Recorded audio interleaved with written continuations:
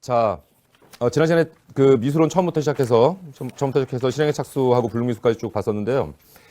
그 우선 다시 한번 상기해 보면 원래 이제 우리 범죄 실행 단계는 제일 처음에 범죄 결의로부터 시작해서 예비 음모 단계를 거치고 그다음에 실행에 착수에 들어가죠. 그러면 실행에 착수에 들어가면 그때부터 미수범 성립이 가능해지는 거죠. 그다음에 실행에 착수가 있고 그다음에 기수가 되기 전까지를 우리가 미수라고 한다. 그래서 우리가 이번 단원에서 배울 내용은 실행에 착수해서 기수에 이르기 전까지 미수 단계를 볼 거고요. 그다음에 뭐 기수가 된 다음에 다시 범행의 종료 단계까지 가게 되고요.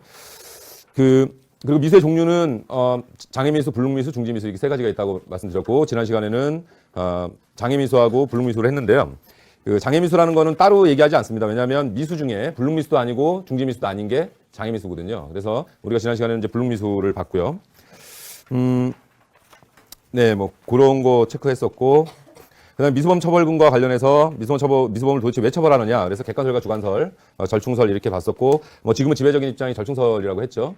그러니까 이게 이제 그 실은 그 미수범 처벌군과 객관설이냐 주관설이냐 이렇게 말하는 게 행위만 가치를 중시하냐 결과만 가치를 중시하냐에 따라서 달라진다고 말씀드렸고, 어쨌든 지금 현재는 절충설의 입장이 지배적인 견해다 이렇게 볼 수가 있습니다. 혹시 기억하시나? 제가 지난 시간에 얘기하면서 보통 우리가 결과반 가치와 행위반 가치가 있어야 불법이 성립하는 걸로 본다고 그랬잖아요. 근데 미수범에서의 결과반 가치는 뭐라고 그랬죠? 기억하나? 미수범의 결과반 가치에서 말하는 결과 발생이 없잖아요. 그렇죠? 그러면 미수범에서 말하는 결과반 가치는 뭐라고 했죠? 이게 뭐야? 일주일밖에 안 됐어. 미수범에서 말하는 결과반 가치는 뭐라고 그랬죠? 위험성이라고 했죠. 위험성. 그러니까 결과 발생이 위험입니다. 위험이 결과반 가치다 이렇게 보통 설명을 합니다. 왜냐하면 지금 현재 그 지배적인 불법론에 따르면 결과반 가치와 행위반 가치 중에 양쪽을 다 충족하지 못한 불법을 인정할 수 없다고 보잖아요. 그러면 행위반 가치는 기수범이나 미수범이나 동일하죠. 동일하기 때문에 결과반 가치에서 차이가 나는데 그 결과반 가치를 인정하기 위해서는 결과 발생이 아니라 결과 발생의 위험을 우리가 이제 미수범에서는 결과반 가치의 내용이라고 본다고 했고요. 그다음에 뭐 실행 착수 시기에 들어가서 실행의 착수를 어떻게 볼 거냐는 학설을 쭉 검토해봤지만 객관설, 주관설, 뭐 주관적 객관설, 그다음에 객관설 안에서는 형식적 객관설과 실질적 객관설 이런 것들이 있었는데 어쨌든 지금 뭐 현재 지배적인 견해는 절충설이라고 했고요. 뭐 그 정도 다시 한번 체크하시면 될 것 같고요. 자, 그다음에 불능미수로 가면 제가 불능미수를 개념 정의할 때 불능미수는 외부적 장애로 인하여 결과 발생이 불가능한 내부적 장애로 인하여 결과 발생이 불가능한 경우를 불능미수라고 한다고 그랬죠. 그래서 장애미수는 외부적 장애로 인해서 결과 발생이 안 되는데 반해서 불능미수는 내부적 장애. 그 내부적 장애가 법조문에 뭐라고 써 있나요? 무슨 착오와 무슨 착오? 수단의 착오와 대상의 착오로 인하여. 그러니까 착오라는 거는 행위자의 내부에서부터 발생하는 문제잖아요. 그 문제 때문에 결과 발생이 불가능한 경우 이거를 불능미수라고 한다. 이렇게 개념 정의를 했었고요. 근데 이제 불능범 같은 경우에는 원칙적으로 그 결과 발생이 애초에 불가능하잖아요. 그렇죠? 그러니까 사실은 위험성이 없는 행위일 가능성이 높죠. 그래서 불능범의 경우에는 우리 조문에 있는 것처럼 원칙적으로 처벌하지 않지만 예외적으로 위험성이 있는 경우에 한해서 처벌한다. 이렇게 설명을 하고 있죠. 예, 그래서 불능미수의 위험성 판단이 가장 중요한 내용이다. 이렇게 봤었고요. 위험성 판단의 학설 이거는 다시 한번 체크해 봅시다. 부객관설, 그 다음에 구체적 위험설. 구체적 위험설은 다른 말로 신객관설이라고 했고요. 그 다음에 주관설, 그 다음에 추상적 위험설, 뭐 인상설 이런 것들이 있다고 쭉 말씀드렸고 현재 우리나라에서 지배적인 견해가 뭐냐 이렇게 물으면 추상적 위험설을 다수설이라고 보는 게 맞는 것 같아요. 그 다음에 최근 들어서는 신객관설, 구체적 위험설도 취하는 사람들이 굉장히 많아지고 있고요. 있는 추세이고 뭐 그렇다 보면 되고요. 그 다음에 이게 독일 같은 경우에는 주관설이 다수설이라고 했죠. 판례와 다수설 입장이라고 했잖아요. 그러면 주관설로 보게 되면 사실 불능범이라는 건 거의 없고 거의 대부분이 불능미수가 된다고 그랬죠. 그래서 우리나라에도 인상설을 주장하는 분들이 계신데 인상설 같은 경우에는 우리나라에서는 크게 의미가 없는 이론이다. 제가 이렇게 말씀드렸습니다. 왜냐하면 인상설이라는 거는 그 독일이 판례와 다수설이 주관설이기 때문에 주관설이 너무 그 미수범의 성립 범위를 너무 넓게 보기 때문에 그걸 축소하기 위해서 나온 이론이 인상설이라고 그랬죠. 근데 그 인상설을 우리나라 같은 경우에는 굳이 현재 다수설이 추상적 위험설이고 인상설의 결과가 추상적 위험설과 큰 차이가 없습니다. 그래서 인상설을 따로 인정할 실익이 별로 없고 우리나라 같은 경우에는 만약에 추상적 위험설이 인정하는 범위가 넓기 때문에 그걸 축소해야 된다고 하면 우리나라에서는 오히려 신객관설, 구체적 위험설로 가는 게 바람직하다. 그래서 현재 좀 전에도 말씀드린 것처럼 그 추상적 위험설이 다수설이었는데 최근 들어서 구체적 위험범설을 주장하고 있는 사람들이 늘어나고 있다. 이 정도만 기억을 하시면 될 것 같습니다. 이게 이제 지난 시간에 했던 내용인데 다시 한번 요거 좀 이따 제가 사례를 하나 설명을 드릴게요.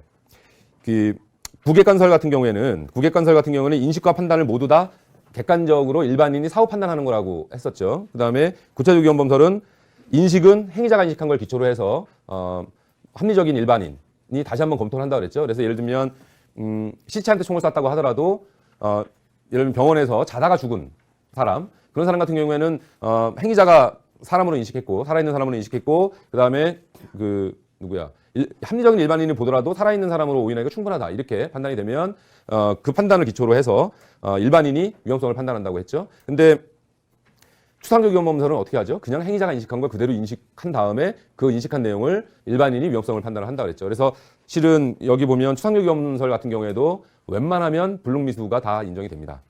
이게 그래서 그다음에 뭐 주관설이야 뭐 행위자가 인식하는 걸 기초로 행위자를 기준으로 판단을 하면 다 위험하죠. 주관설은 그렇고 그 정도를 놓고요.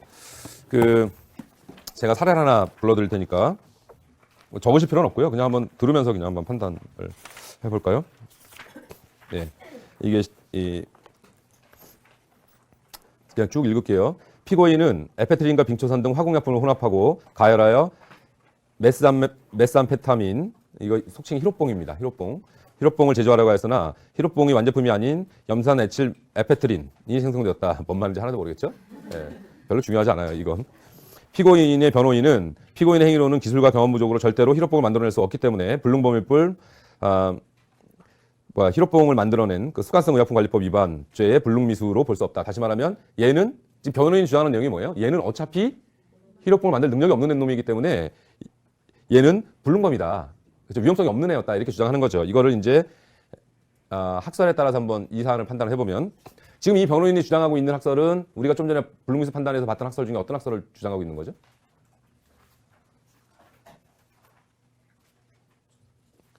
응? 무슨 설? 뭐야?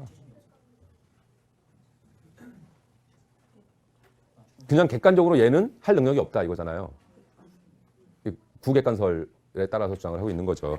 구객관설의 기준이 뭐였어요? 그냥 절대적 불능이냐 상대적 불능이냐를 놓고 판단하는데 얘는 애초부터 만들 수 능력이 없는 놈이기 때문에 아무리 해봐야 만들 수가 없다. 그래서 절대적 불능이다 이렇게 주장을 하는 거죠. 그럼 이거를 구체적 위험설에 따라서 판단하면 어떻게 될까요?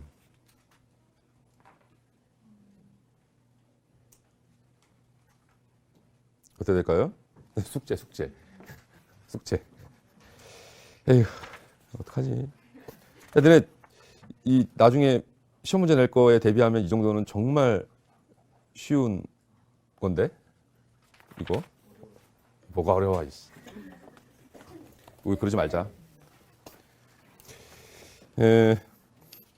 지금 여러분들 그 저기 뭐야 우리 지난학기 쓰던 교재 있잖아요. 거기 보면 객관식 문제가 있는데 제가 시험을 객관식으로 안 낸다고 해서 객관식이 별로 중요하지 않은 게 아니고요. 객관식 문제를 풀면 여러분들이 이걸 이해했는지 못했는지 판단하는 데는 용이해요. 객관식 문제도.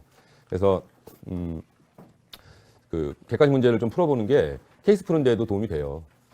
왜냐면 객관식 문제라고 해서 그냥 뭐는 뭐냐 이렇게 OX 이런 식으로 나오는 게 아니라 객관식 문제도 보면 사례 나오고 이거는 이 사례에 대해서 이 학설에 따르면 이게 맞냐 틀리냐 이런 문제들이 많잖아요. 요새는. 그래서 그런 문제는 풀어보면 케이스 푸시는 데도 도움이 굉장히 많이 돼요. 그러니까 너무 나는 케이스만 할 거니까 그런 거 필요 없어 이렇게 생각하지 마시고 그 교재에 있는 것도 문제도 한번 풀어보세요. 그럼 도움이 될 거예요. 자, 그냥 중지미수 합시다. 중지미수. 자, 중지미수는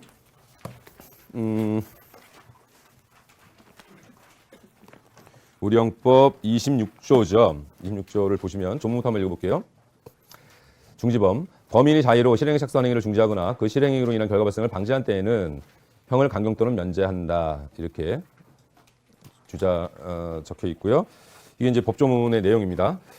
그럼 이제 이걸 가지고 하나씩 요건을 한번 검토해 봐야 되겠죠. 그러면 중지미수는 잘 보시면 제가 미수의 종류는 불능미수, 중지미수, 장애미수 세 가지가 있다고 했는데 그러면 25조에 써 있는 그 미수범이라는 거는 그냥 장애미수를 말하는 거겠죠. 왜냐하면 그게 미수범인데 26조와 27조에서 중지미수와 불능미수를 따로 규정하고 있잖아요. 그러니까 거기에 해당하지 않는 게 장애미수가 되는 겁니다.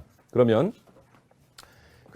중지미수가 성립하기 위해서는 이 형벌도 잘 보시면 형벌부터 볼까요? 형벌을 잘 보시면 지난 시간에 제가 간단하게 설명을 드렸지만 장애미수는 임의적 감경이죠. 강경할 수 있다. 그다음에 불능미수는 강경 또는 면제할 수 있다죠. 이거는 임의적 감면이죠. 그다음에 중지미수는 필요적 감면이에요. 자, 그러면 가장 가볍게 처벌하는 게 뭐죠? 중지미수. 그 다음이 불능미수. 그렇죠. 이렇게 가는 거죠. 자, 그러면 중지미수가 지금 다른 것보다 다른 미수범에 비해서는 엄청나게 가볍게 처벌합니다. 그 다음에 최소한 감경은 해줘야 돼요. 형벌을 중지미수범은. 자, 그러면 어쨌든 여기 중지미수는 조문에 써 있는 것처럼 범인이 자의로라고 되어 있습니다. 자의로. 스스로요. 범인이 스스로 범행 행위를 중단하는 겁니다. 자, 이런 경우를 가볍게 처벌하는 규정이죠. 자, 뭐 근데 예를 들면 우리나라는 필요적 감면으로 되어 있지만 독일 같은 경우에는 중지미수는 필요적 면제입니다. 무슨 얘기일까요? 처벌하지 않아요. 독일은. 그 다음에 스위스 같은 경우에는 자, 이게 중요한데요. 제가 실행미수하고 착수미수가 있다고 그랬잖아요. 그 다음에 그걸 뭐 종료미수, 미종료미수 이렇게 나누는데 미종료미수는 무슨 뜻이라고 그랬죠? 실행행위를 아예 하려다가 실행 착수를 했는데 하려다가 실행행위를 중단해버리는 거죠. 그냥.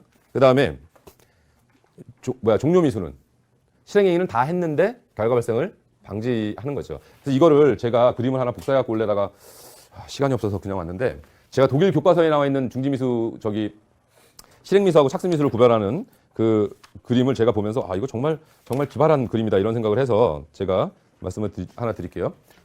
이렇게 산이 있어요. 여기 집이 하나 있어요. 집이 하나 있는데요. 저기에 A라는 사람의 원수가 살고 있어요. 그래서 리어카에다가 얘가 폭탄을 여기다 이렇게 하나 가득 싣고 리어카를 사람이 너무 머리를 위에다 그랬다. 사람이 이렇게 리어카를 끌고 올라가는 거예요. 올라가다가 잘 보세요. 여기 꼭대기까지 갔어요. 꼭대기까지 가서 가기 전까지는 얘가 어떻게 하면 중지미수가 된다는 얘기죠. 그러면 끌고 올라갈 거 아니야. 그럼 여기서 얘가 손을 놔버려요. 그럼 얘는 다시 어디로 가요? 리어카는 다시 일로 내려가죠. 그렇죠? 그럼 이 상황에서는 이 결과가 발생하면 안 되는 거잖아요. 중지미수는 일단 결과가 발생한 미수예요, 기수예요? 기수잖아요. 그렇죠? 그 다음에 이 사람이 지금 이 집을 폭파하는 게 얘의 목표였는데 이걸 끌고 올라가다가 여기까지 꼭대기까지 올라가기 전에는 그냥 놔버리면 그냥 중지미수가 인정이 되는 거예요. 당연히 결과가 발생할 일이 없잖아요. 그런데 얘가 이걸 끌고 여기까지 왔어요. 여기서는 어떻게 되죠? 놔버리면 어떻게 되죠? 폭탄이 일로 가서 이 집 폭파되겠죠. 그러면 얘가 여기서 만약에 이 리어카를 놔버린 상태에서는 실행행위를 한 거죠. 그 상태에서는 결과 발생을 방지하려면 어떻게 돼요? 다시 연락이 쫓아내려가서 리어카를 다시 잡든지 아니면 방법이 없죠. 여기서는. 그러니까 어쨌든 이게 지금 이건 무슨 얘기냐면 여기 꼭대기에 오르기 전까지는 실행행위를 하려고 하던 실행행위를 그냥 중단하면 바로 중지미수가 되는 거예요. 이거 착수미수라고 해요. 이거 착수미수 또는 미종료미수. 행위를 종료하지 않았다 그래서 미종료미수라고 하고요. 그 다음에 이쪽은 실행행위를 했다 그래서 실행미수 또는 실행행위를 다 했다 그래서 종료미수라고 합니다. 이렇게 이제 부르는데요. 그래서 실행미수와 착수미수의 중지미수 성립 요건이 같을까요? 다를까요? 달라요. 예. 그 점을 미리 기억을 해놓으시고 그 다음에 또 하나 중지미수는 다른 미수하고 비교해서 뭐가 가장 특징적인 거죠? 자의성이라고 그랬죠. 그러면 여기 이걸 끌고 올라가는데 누가 두들겨 패가지고 얘가 이걸 실패했으면 이건 중지미수가 아니라 장애미수죠. 남이 방해해갖고 못한 거니까. 근데 지금 이 상태에서는 이게 스스로 하는 겁니다. 그래서 그 중지미수에서는 자의성이 가장 중요한 요건입니다. 그러면 우리가 오늘 배울 내용 중에 가장 중요한 내용은 바로 자의성 판단을 어떻게 할 거냐 이거겠죠? 네. 자의성 판단을 어떻게 할 거냐가 가장 중요한 내용이 될 겁니다. 그 이전에 그러면 중지미수가 지금 미수들 중에 가장 가볍게 처벌하는데 그 가장 가볍게 처벌하는 이유가 뭐냐? 왜 가장 가볍게 처벌하는가? 왜 중지미수는 다른 미수보다 필요적으로 다른 미수와는 다르게 필요적으로 형벌을 감면하도록 하고 있는가? 이게 이제 왜 특별 취급하는가? 라는 말이 바로 그겁니다. 그래서 왜 가장 가볍게 처벌하는지를 설명하는 이론이 있습니다. 일단 이거부터 볼게요. 중지미수는 여기 이제 뭐 형사정책설 무슨 형사정책설부터 시작해서 법률설, 뭐 법정책설 여러 가지가 있는데요. 그냥 그렇게는 구별하지 않고 하나씩 제가 말씀드릴게요. 우선 형사정책설 중에 황금다리 이론이라는 게 있습니다. 황금다리 이론. 이거 무슨 얘기냐면 범죄자가 이미 범죄 실행에 착수하여 미수 단계에 이른 사람이 있습니다. 실행 착수를 했어요, 이미. 얘도 이거 지금 여기서부터 이렇게 끌고 올라가기 시작하면 실행 착수한 거잖아요. 그렇죠? 자, 실행 착수를 이미 했는데 이 사람이 여기를 쭉 가다가 실행을 다 해버리면 이 사람은 범죄 세계로 들어가는 거죠. 다리를 건너서. 이게 멋있게 설명하는 거야. 이 사람은 다리를 건너서 범죄 세계로 들어가는 거예요. 그렇죠? 근데 이 사람이 스스로 그걸 거꾸로 돌아오면 거꾸로 돌아올 수 있는 황금다리를 놔줘야 이 사람이 다시 돌아올 수 있다. 그래서 이미 범죄 실행에 착수해서 미수 단계에 이른 행위자가 다시 되돌아오면 너는 되돌아오면 너에게 모든 책임을 묻지 않겠다. 라는 황금다리를 놓아줘서 돌아오도록 만들어주는 거다. 그래서 황금다리 이론이라고 합니다. 이거를. 그러니까 형사정책적으로 무슨 얘기예요? 형사정책적으로 중지미수를 특별히 취급하는 거는 범죄자가 이미 범죄에 실행에 착수한 이 사람이 다시 법의 세계로, 적법한 세계로 돌아올 수 있는 다리를 놓아주는 거다. 그래서 스스로 돌아올 수 있도록 만들어주는 거다. 이렇게 설명하는 게 황금다리 이론입니다. 근데 이거는요, 우리나라에서는 별로 맞지 않아요. 제가 아까 시작할 때 뭐라고 그랬냐면 독일은 필요적 면제라고 그랬잖아요. 처벌하지 않아요. 그러니까 독일은 처벌하지 않기 때문에 독일은 진짜 황금다리예요. 갔다가라도 언제든지 돌아오기만 하면 처벌하지 않는단 말이에요. 그러니까 독일에서는 이게 맞는 이론일지 모르겠는데 우리는 어쨌든 처벌은 하죠. 필요적 감면이기 때문에 면제가 될 수도 있지만 우리나라에서 중지미수범이라고 해서 면제시킨 판례는 제가 본 적이 없어요. 그러니까 우리나라에서는 약간 부적절하다. 이게 그럼 이렇게 되겠네요. 황금다리로는 면제하는 부분에 대해서는 설명할 수 있죠. 그렇지만 감경하는 부분은 설명할 수가 없어요. 그런 비판을 받고 있는 거죠. 그 다음에 보상설이라는 게 있습니다. 보상설, 뭐 공적설, 은사설 뭐 이런 식으로 설명하는 학설이 있는데요. 이 학설은 행위자가 스스로 범죄 행위를 시작했다가 범죄 완성을 스스로 중지한 경우, 수자 중지한 것이기 때문에 거기에 대해서 보상을 해주는 거다. 이렇게 설명하는 이론입니다. 이 이론은 황금다리 이론에 대해서 장점은 면제와 강경이 차이가 나는 걸 설명할 수 있는 거죠. 왜냐하면 네가 한 만큼 우리가 형벌을 깎아주는 거다. 그러니까 네가 조금 했으면 강경해 주는 거고 많이 해서 정말 너의 공적이 크다 이렇게 생각이 되면 너는 형벌을 면제한다. 이렇게 설명할 수 있다는 점에서 장점과 단점이 있는 거죠. 그 다음에 형벌 목적설은 형벌 목적설이라는 게 있는데 형벌 목적설은 중지미수는 이미 스스로 자기가 반성하고 스스로 범죄 행위를 중단해서 적법의 영역으로 돌아온 사람이기 때문에 이 사람을 처벌할 실익이 없다. 그러니까 이거는 특히 형벌 이론 중에서는 일반 예방과 특별 예방 이론에 따르면 형벌 목적이 사라지게 됩니다. 그래서 처벌할 필요가 없는 사람이 되는 거다. 이렇게 설명하는 게 형벌 목적설이고요. 그 다음에 이제 나오는 게 법률설이라는 게 있는데요. 법률설은 약간 설명이 필요합니다. 여러분들이 앞에 1학기 때 배운 형법의 불법 이론을 얼마나 이해했는지 한번 체크를 해볼까요? 우리가 이제 본 게 좀 전에 제가 설명드렸던 게 형사정책설이 있고요. 그렇죠? 형사정책설, 그다음에 두 번째 뭐 은사설이라고도 하고 뭐 보상설이라고도 하고 뭐 공적설이라고도 하고 이러는 건데 이건 다 같은 내용입니다. 그러니까는 그 사람이 한 거에 대해서 보상해 주는 거다 이런 학설인 거고요. 세 번째 형벌 목적설 설명했고요. 형벌 목적설은 뭐라고 그랬죠, 제가? 아니 스스로 범죄 행위를 중단하고 반성해서 다시 돌아온 사람에게 처벌할 필요가 없다는 거죠. 왜냐하면 최근 들어서 형벌 목적의 가장 중요한 거는 교육시키는 거거든요. 네 죄를 네가 스스로 깨우치고 반성하고 다음부터는 그런 짓을 하지 않도록 교육시킨다는 게 포인트예요. 근데 중지미수범은 이미 그런 형벌 목적이 이미 달성됐다고 보는 거예요. 그렇기 때문에 처벌할 필요가 없다. 이렇게 이제 설명하는 거죠. 자, 그 다음에 지금부터 설명할 게 이게 법률설인데 뭐 이 세 가지는 크게 묶어서 이걸 이걸 잘못 썼구나 여기다가. 이게 형사정책설이 아니라 황금다리 이론이라고 제가 설명했었죠. 이게 황금다리 이론이고 이걸 묶어서 형사정책설이라고 하는 거죠. 형사정책설이라고 하는 거고 법률설은 위법성 가지고 설명하는 견해가 있고 위법성 감소 소멸설이 있고요. 그 다음에 책임 감소 소멸설이 있습니다. 자, 여기서 보면 그러니까는 원래 여러분들 책임의 내용이 뭔지 혹시 기억하시나요? 책임의 내용? 책임의 내용이 뭐라고 그랬죠? 헐. 책임의 내용은? 책임이 뭐라고 설명한다 그랬지? 비난 가능성이라고 한다 그랬죠. 책임 비난 가능성이에요. 얘에 대해서 그러면 저기 책임이 감소나 소멸했다는 얘기는 뭐예요? 얘에 대한 비난 가능성이 낮아졌다는 얘기죠. 낮아지거나 없어졌다는 얘기죠. 이렇게 설명하는 이론이 책임 감소설이에요. 근데 유법성은 제 질문 드릴게요. 유법성은 감소라는 표현이 있나요? 자, 유법성이 아니고 불법은 감소라고 표현할 수 있죠. 불법은 왜 불법이랑 유법성이랑 뭐가 달라요? 불법은 구성요건과 유법성을 합쳐서 말하는 거죠. 그럼 구성요건 해당성이 어떠냐에 따라서 불법은 크다 작다 말할 수 있어요. 예를 들면 사람을 죽인 불법과 강도의 불법은 달라요. 그렇죠? 그러니까 이거는 설명이 가능합니다. 그러니까 유법성은 근데 거기서 유법성은 똑같아요. 유법성은 우리가 앞에서도 배운 것처럼 감소한다는 표현 들어본 적 있어요? 유법성은 그냥 있다 없다 하잖아요. 그렇죠? 그래서 이런 개념 자체가 이게 잘못된 표현입니다. 이거는 독일에는 있는 학설이에요. 근데 왜 독일은 어떻게 설명할까요? 유법성 소멸설이라고 하겠죠. 근데 독일은 아까 말씀드린 것처럼 뭐라 그랬어요? 중지미수는 그냥 처벌하지 않는다 그랬잖아요. 그러니까 유법성 소멸설이라는 것도 설명이 가능하죠. 지금 우리나라는 필요적 감연이기 때문에 감경이라는 게 들어있기 때문에 이 감소라는 표현을 여기다 집어넣은 거예요. 그냥 이거는 이론적으로는 설명할 수 말이 안 되는 학설입니다. 근데 책임은 감소하거나 소멸했다는 게 설명 가능하죠. 그렇죠. 네, 이거는 가능합니다. 그래서 지금 현재 그럼 우리나라에서 지배적인 견해는 뭐냐 이렇게 보면 앞에는 책임이 면제되는 부분, 처벌하지 않는 형벌이 면제되는 부분은 형사정책서를 취하고요.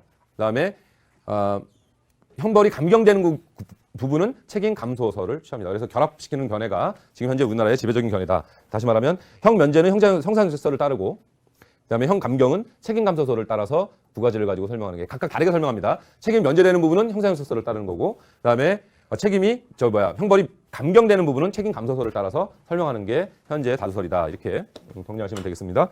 자, 여기까지 질문. 여기는 그렇게 어려운 거 아니야. 그리고 케이스로 시험 보면 이런 거 문제 나갈 수가 없어.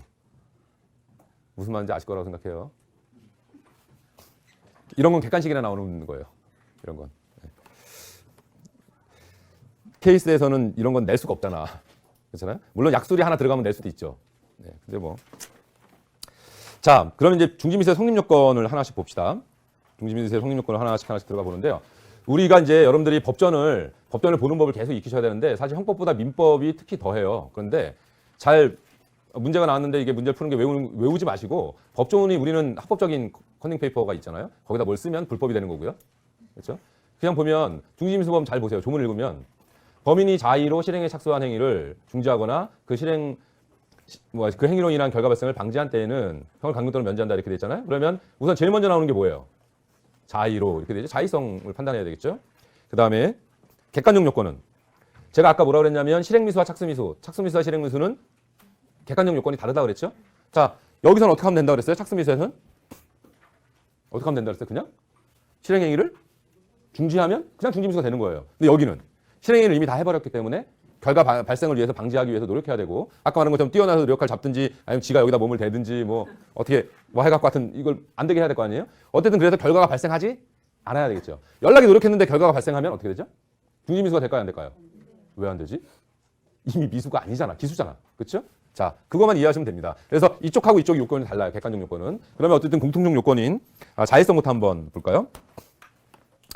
자, 자의성 판단하는 것도 역시 뭐가 있을까요? 예상대로 학설 대립이 있겠죠. 어떤 경우에 자의성을 인정할 수 있느냐 없느냐 여기에 대해서 학설 대립이 있습니다.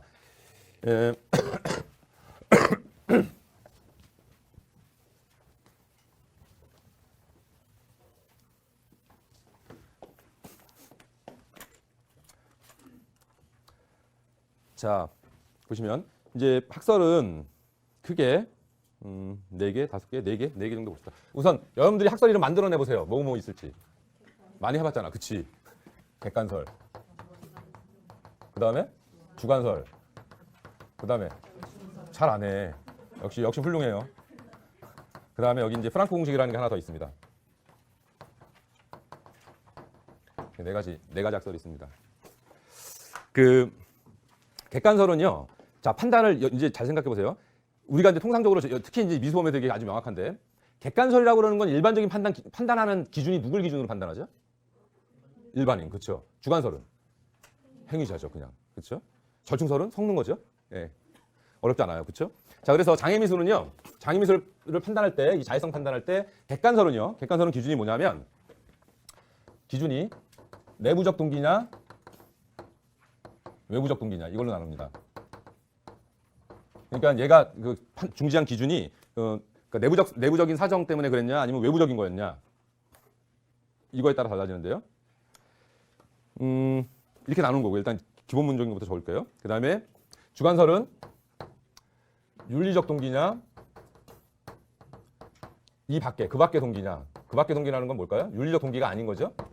자 이렇게 되는 거고요. 그 다음에 절충설은 항상 애매해요. 항상 절충설은 일반 사회 통념상 일반 사회 통념을 기준으로 합니다. 일반 사회 통념. 이게 다시 말하면 일반 사회 통념상 범죄를 지속할 수 있었느냐 없었느냐에 따라 다르는 거예요. 그러니까 다시 말하면 일반 사회 통념상 범죄를 계속할 수 있었다고 판단이 되는데도 중지를 했으면 자해성이 인정되는 걸까요? 안 되는 걸까요? 되는 거겠죠. 근데 일반 사회 통념상 범죄를 할 수 없었기 때문에 못했다 이러면 장애미수가 되는 거죠. 이렇게 구별하는 겁니다. 그 다음에 프랑크 공식은 이거는 할 수 있었는데 이것도 약간 기준이 애매해요. 는데 중지. 이런 뭘까요? 할 수 있었는데도 중지했어요. 중지미수. 그 다음에 할 수 없어서 중지. 이거는 네, 할 수 없어서 중지. 이거는 장애미수. 이런 식으로 가는 겁니다. 이걸 이제 하나씩 다시 위에서 다시 볼게요. 우선 자 객관설은 외부 사정에 의해서 외부에 뭔가 생겨가지고 외부에 뭔가 문제가 생겨서 중지했다 이러면 장애미수. 그 다음에 내부적으로 자기가 스스로 외부적 사정이 아무것도 없었는데도 불구하고 중지했다 그러면 그냥 중지미수를 인정하는 거예요. 근데 우리가 한번 생각해 볼까요? 인간의 의사는 언제나 외부적 사정에 의해서 바뀌어요. 외부적 사정에 의해서 조금이라도 영향을 받을 수밖에 없거든요. 그렇게 되면 외부적 사정과 내부적 동기를 구별하는 것이 사실상 불가능하죠. 네. 그런 이제 비판이 있고요. 객관설에 대해서는. 그 다음에 이 객관설을 따르면 중지미수를 인정하는 범위가 넓어질까요, 좁아질까요? 다른 것들에 비해서 넓어질까요, 좁아질까요? 넓어지죠. 왜냐하면 내부적 동기를 해석할 때 외부적으로 아무 일이 없었는데 중지했으면 무조건 중지미수가 인정되는 거잖아요. 근데 이거는 외부적으로 뭐가 있었어도 일반 사회 통념상 그것 때문에 할 수 있었느냐 없었느냐를 다시 판단하는 거잖아요. 이거보다는 확실히 좁죠. 주관설보다는 당연히 좁겠죠. 그렇죠? 그러니까 이게 가장 넓게 인정할 위험성이 있다. 이런 건데요. 그러면 자, 이건 사례를 많이 불러드릴 건데요. 일단 하나씩 따져봅시다. 근데 주관설 같은 경우에는 윤리적 동기. 여기는 이제 어떤 것들이 들어가냐면 뭐 후회나 연민이나 피해자에게 후회를 하거나 연민을 느끼거나 이런 것도 여기 다 포함이 됩니다. 후회하거나 연민된 거 이런 것들만 포함이 됩니다. 근데 이거는 윤리적 동기에 의해서 중지한 경우만 자해성을 인정하게 되면 자해성을 인정하는 범위가 너무 좁아집니다. 중지미수 인정할 수 있는 경우가 거의 없어요. 윤리적 동기라는 게 뭐예요? 예를 들면 강간하려고 그랬다가 애를 끌고 가서 강간하려고 그랬는데 애가 예를 들면 미성년자야. 그래갖고 미성년자는 안 된다. 너 집에 가라. 이런 거는 되죠. 이런 건 중지미수 되잖아요. 이런 것만 되는 거예요. 그 다음에 예를 들면 사람을 죽이려고 했는데 이런 거는요. 오해하실 수 있는 걸 하나 예를 들어 드릴게요. 실행에 착수했어요. 누굴 청부 살인을 받아갖고 누굴 죽이러 갔어요. 딱 갔는데 우리 아버지랑 비슷하게 생겼어. 그래갖고 이런 안 돼. 이래서는 안 돼. 그래갖고 아버지 얼굴이 떠올라서 그냥 안 죽이고 돌아왔어요. 이거 윤리적 동기예요, 아니에요? 아니에요. 이런 건. 그래서 이게 지금 실제로 윤리적 동기에 따라서 중단한다고 할 수 있는 것들이 거의 없어요. 그래서 중지미수를 인정되는 범위가 너무 좁다. 이제 이런 비판을 받을 수 있고요. 그 다음에 절충설은 일반 사회 통념입니다.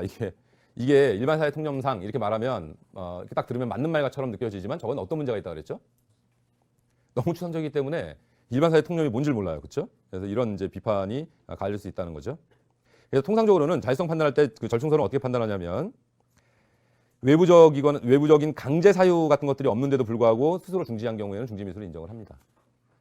그 대신 뭐 외부적으로 아주 자잘한 동기 같은 것들도 여기는 인정하지 않는 데 반해서 여기는 그런 자잘한 것들은 범죄 실행하는데 큰 문제가 없다고 보기 때문에 중지미수 인정해요. 그렇기 때문에 객관설보다는 절충설의 범위가 넓어지는 겁니다. 예.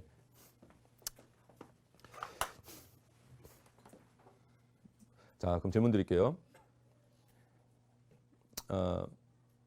자, 객관설에 따르면 질문 드립니다. 객관설에 따르면 경찰이 실제로 오지 않았어요. 근데 예를 들면 누구네 집에 들어가서 강간하려고 그러는데 바깥에 발자국 소리가 나니까 경찰이 자기 잡으러 왔는 줄 알고 도망갔어요. 자, 이러면 객관설에 따르면 자의성 인정돼요, 안 돼요? 안 되겠죠? 네. 주관설에 따르면 안 돼요. 절충설에 따르면 안 돼요. 프랑크 공식은 할 수 없어도 중재한 거지. 왜냐면 할 수 없다고 생각한 거잖아 자기가. 그래서 중재한 거잖아. 이거 다 인정 안 돼요. 좀 전에 그 사례는. 그다음 이런 거는요. 꿈자리가 사나워서 실행 착수를 하려고 했는데 꿈자리가 사나워가지고 야 이거 오늘은 안 되겠다. 그냥 가자. 그리고 다시 돌아갔어요.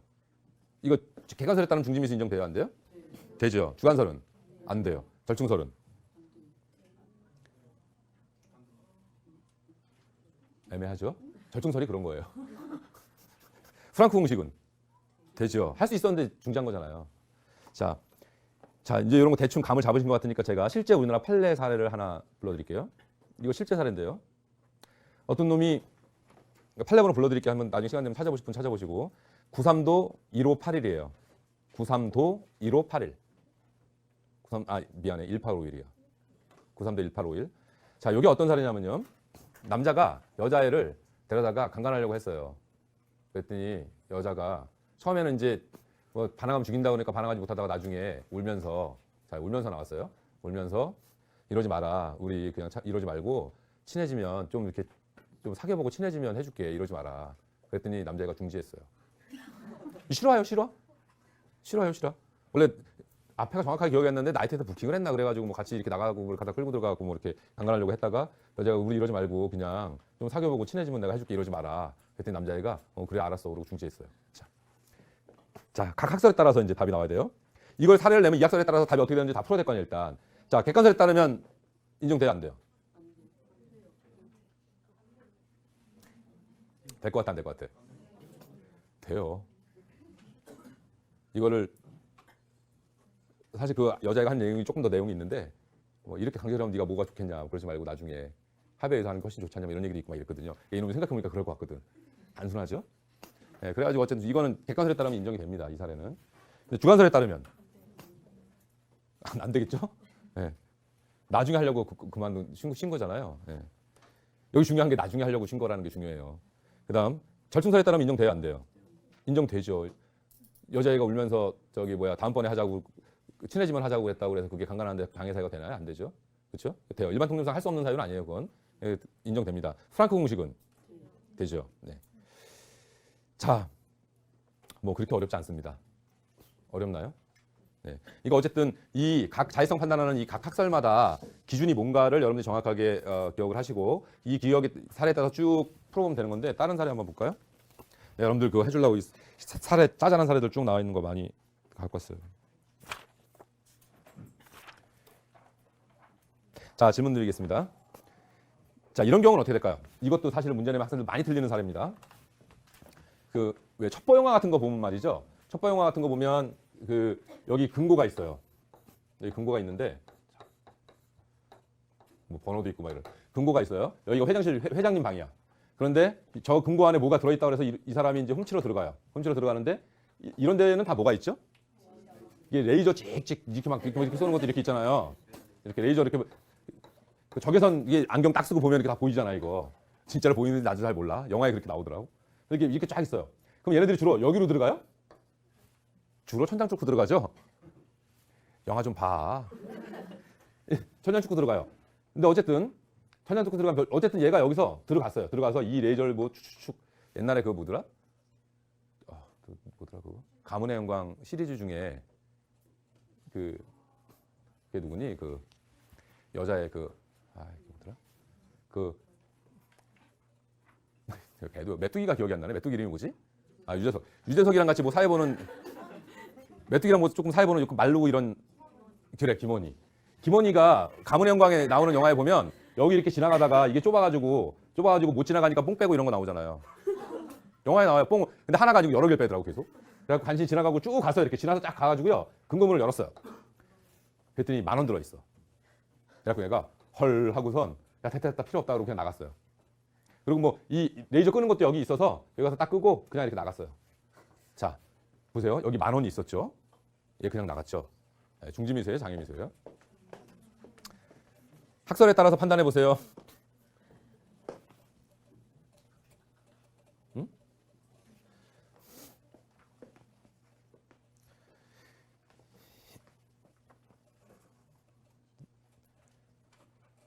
이게요. 이게 얘가 여기 가서 이 10,000원이라도 훔쳐갈 수 있었는데 그냥 갔다 그랬잖아요. 왜 그냥 갔을까요? 어이가 없어서. 그쵸? 어이가 없어서 그냥 갔겠죠. 객관설에 따르면 이거 자의성 인정돼요, 안 돼요? 외부적 동기, 내부적 동기야 이게? 외부적 동기잖아. 혹 해갖고 그냥 간 거잖아. 안 돼요. 객관설이 안 되면 거의 다 안 된다고 보시면 돼요. 주관설, 윤리적 동기 아니죠. 일반 사회 통념상 아니에요. 그러니까 지가 뻑 가가지고 그냥 간 거예요. 그렇죠? 프랑크 공식도 역시 마찬가지예요. 그러니까 이게 학설에 따라서 이거는 뭐 약간 차이가 나지만 실제로는 뭐 어느 학설에 따라더라도 거의 인정할 수 있는 경우가 없습니다. 이게 그 다음에 자 질문. 이건 어떻게 될까요? 아까는 제가 친해지면 해줄게 사례를 말씀드렸는데 이번엔 약간 다른 거. 피고인이 피해자를 강간하려고 작은 방으로 끌고 가 팬티를 강제로 벗기고 음부를 만지던 중 피해자가 수술한 지 얼마 안 돼 배가 아프다고 하면서 애원하는 바람에 그만두었다. 자의성을 인정할 수 있는가? 자, 어떻게 생각하세요? 응? 객관설에 따르면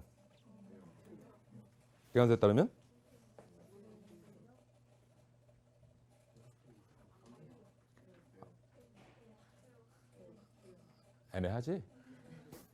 이거는 사례를 많이 풀어보면서 여러분들이 저기서 말하는 진짜 내부적 동기, 외부적 동기가 뭔지를 스스로 여러분들이 이렇게 체득해야 돼요.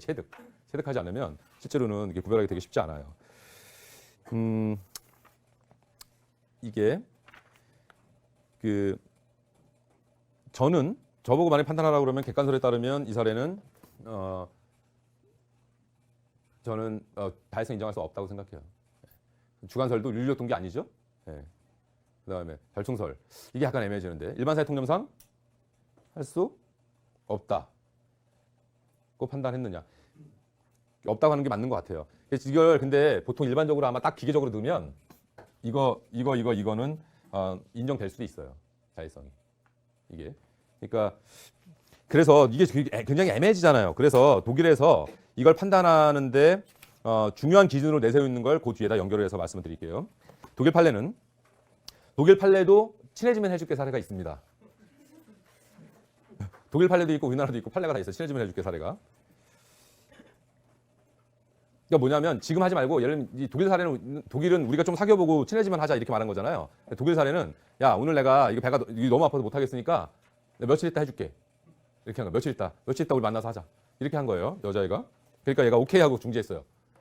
자 독일 판례가 뭐라고 했냐면 천천히 말씀드릴게요. 독일 판례는요, 동기는 별로 중요하지 않다고 판단합니다. 그러니까 여기서 이런 학설이 별로 중요하지 않다는 거예요. 이런 학설이 별로 중요하지 않다고 생각하는데 참고로 근데 하나 여기다 염두를 두시면서 봐야 될 건 독일 판례는 독일은 중지미수를 어떻게 한다고 그랬죠? 필요적 면제라고 그랬죠. 그러면 근데 우리는 강경도 가능하잖아요. 그러니까 얘네가 우리보다 훨씬 더 어떻게 하겠어요? 요건이 엄격하겠죠. 그렇죠? 자, 그걸 전제로 하고 들으세요. 뭐라고 했냐면 피해자가 자발적으로 성행위를 약속했기 때문에 피해자에 대한 폭행을 중단한 경우는 행위자가 자신에게 가능해진 강요된 성행위를 조건 없이 종국적으로 포기했다면 중지미수가 되지만 이게 되게 중요해요. 그러니까 조건 없는 종국적 포기, 범죄 행위를 조건 없이 종국적으로 포기한 경우에만 중지미술 자의성을 인정하겠다는 거예요. 이런 거 다 필요 없고 이거 별로 중요한 게 아니고 어쨌건 어떤 동기에 있었든지 중요하지 않고 얘가 범죄 행위를 완전히 다시는 하지 않겠다고 그게 종국적이라는 뜻이잖아요. 다시는 하지 않겠다고 종국적으로 포기했다고 판단할 수 있을 때만 자의성을 인정할 수 있다. 이렇게 보는 겁니다. 저항 없이 내맡겨진 피해자가 행위자가 약속한 대로 곧바로 지키지 않을 경우에 다시 폭행하여 성행위를 강요하라고 결심하고 있었다면 중지미수를 인정할 수 없다.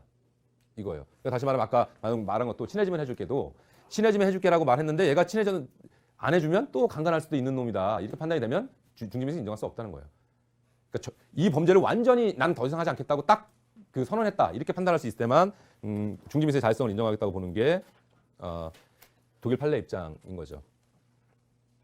이거 맞는 것 같아요. 그래서 우리나라도 어쨌든 우리나라는 강경과 면제가 있잖아요. 최소한 면제가 되려면 독일 판례가 말하는 것처럼 범죄 행위를 종국적으로 포기했다 이렇게 판단이 되지 않는 경우에는 면제는 하면 안 된다 이렇게 볼 수 있을 것 같습니다. 자, 그다음 그럼 질문 한번 해볼까? 다시. 실제로요. 지금 그래서 제가 절충설에서 말하는 이 일반 사회 통념이 애매하다고 그랬잖아요. 근데 지금 다수설이 이거를 가지고 판단한다고 그랬잖아요. 이거에 따라서 제가 구체적으로 하나씩 말씀드릴게요. 첫 번째 절충설에 따르면 절충설에 따라서 쭉 설명드리는 거예요. 이제는 사정 변경이 없었음에도 불구하고 스스로 내적 동기에 의해서 자율적으로 중지한 경우는 자해성을 인정합니다. 예를 들면 후회라든가 동정이라든가 공포라든가 양심의 가책을 느꼈다든가 이런 것들은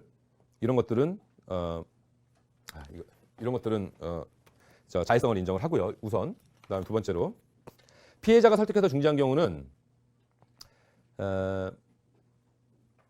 이게 아까도 말씀드린 것처럼 이게 이제 독일 판례의 경우에 피해자가 설득해서 중지하는 경우 뭐 아까 말한 것처럼 친해지면 해줄게라고 한다든가 아니면 내가 지금 배가 아프니까 다음번에 하자라고 한다든가 뭐 이런 식으로 설득해서 중지하는 경우에는 일단 중지의 동의는 외부에서 준 거죠. 이게 객관적으로 다른 거예요. 외부적 동기에 의하면 아까 뭐라고 그랬죠? 이거에 따르면 중지 미수가 인정이 안 된다 그랬잖아요. 근데 절충설에 따르면 이거는 인정. 좀 전에 말한 것처럼 피해자가 설득했었다고 하더라도 그건 중요한 게 아니고요. 뭘 바라요? 일반 사회 통념상 아까 말한 것처럼 여자가 배가 너무 아프니까 하지 말자, 나 좀 살려달라 이런 식으로 얘기해서 그만했으면 여기에 따르면 외부적 동기지만 여기서는 일반 사회 통념상 범죄를 계속 할 수 있는 사유에 해당할 수 있다는 거죠. 그렇기 때문에 이거는 자의성을 인정할 수가 있어요. 이건. 그다음에 여기서부터 이제 웃기는 사례들 쭉 나오는데 이거 판례에 나왔던 것들 쫙 불러드릴게요. 근데 대부분 강간 사건이에요. 자, 그래서 스스로의 동기라고 인정되지 않고 자의성이 인정 안 되는 사례를 쭉 불러드릴게요. 자, 질문. 그렇게 하지 말고 질문 하나씩 던져봐야 되겠다. 강간하려고 여자를 원래 폭행했는데요. 발기가 안 돼요. 그래갖고 강간하지 못했어요. 이거는요? 이거 장애미수예요? 중지미수예요? 절충설에 따를 때? 장애미수죠? 네. 여기서 그런 소리 하지 마. 그거 좀 시간을 두고 다시 한번 어떻게 해봐가지고 이렇게 할 수 있었다면 이렇게 생각하면 안 돼요. 그런 거. 아까 말씀드린 것처럼 절도를 하러 갔는데 재물이 너무 작아서 헉 하고 그냥 돌아오는 경우도 자의성 인정 안 된다고 그랬죠. 아까 제가 저 사례에서 인정 안 된다고 했고요. 그 다음에 또 강간, 이거 판례에 나오는 것도 쭉 불러드린 거예요. 그 다음에 강간하려고 했는데 이거 아까 그거랑 비슷해요. 그 삽입하기 전에 사정했어요. 그래갖고 못했어요. 이거는 장애미수예요? 중지미수예요? 장애미수. 그 다음에 강간하려고 막 이게 다 강간살이야. 미안해. 내가 판례 나오는 게 이게 다 강간이라. 참. 옛날엔 법대에 남학생들이 거의 많았기 때문에 되게 편했는데 이거 아주 불편해져 점점. 어쨌든 그 다음에 강간하려고 했는데 갑자기 여자가 생리 중이에요. 장애미수예요? 중지미수예요? 나는 이거 약간 솔직히 애매하거든. 근데 판례는 장애미수라고 해요. 자의성 인정할 수 없다고 하는데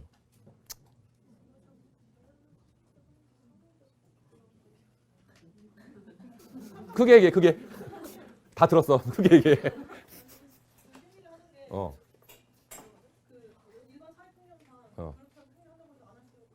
아니 그 일반 사회통념상 할 수 없는 건 아니라는 거지. 내가 좀 전에 그 얘기 하려고 했던 건데 그렇긴 한데 어쨌든 성교 행위에 부적합한 환경이다 이렇게 보기 때문에 일반 이거는 뭐 아니라고 판례가 봐요. 네. 이거 그거랑 똑같은 거잖아요. 이게 생리하는 거는 뭐랑 비교해서 보시면 되냐면 보세요. 여기 가서 이걸 열었는데 아무것도 없어서 그냥 간 거예요. 이거 장애미수죠. 근데 갔는데 여기 아까 내가 뭐가 있었다 그랬지? 10,000원 있었다 그랬잖아. 10,000원 있는데 놓고 갔잖아.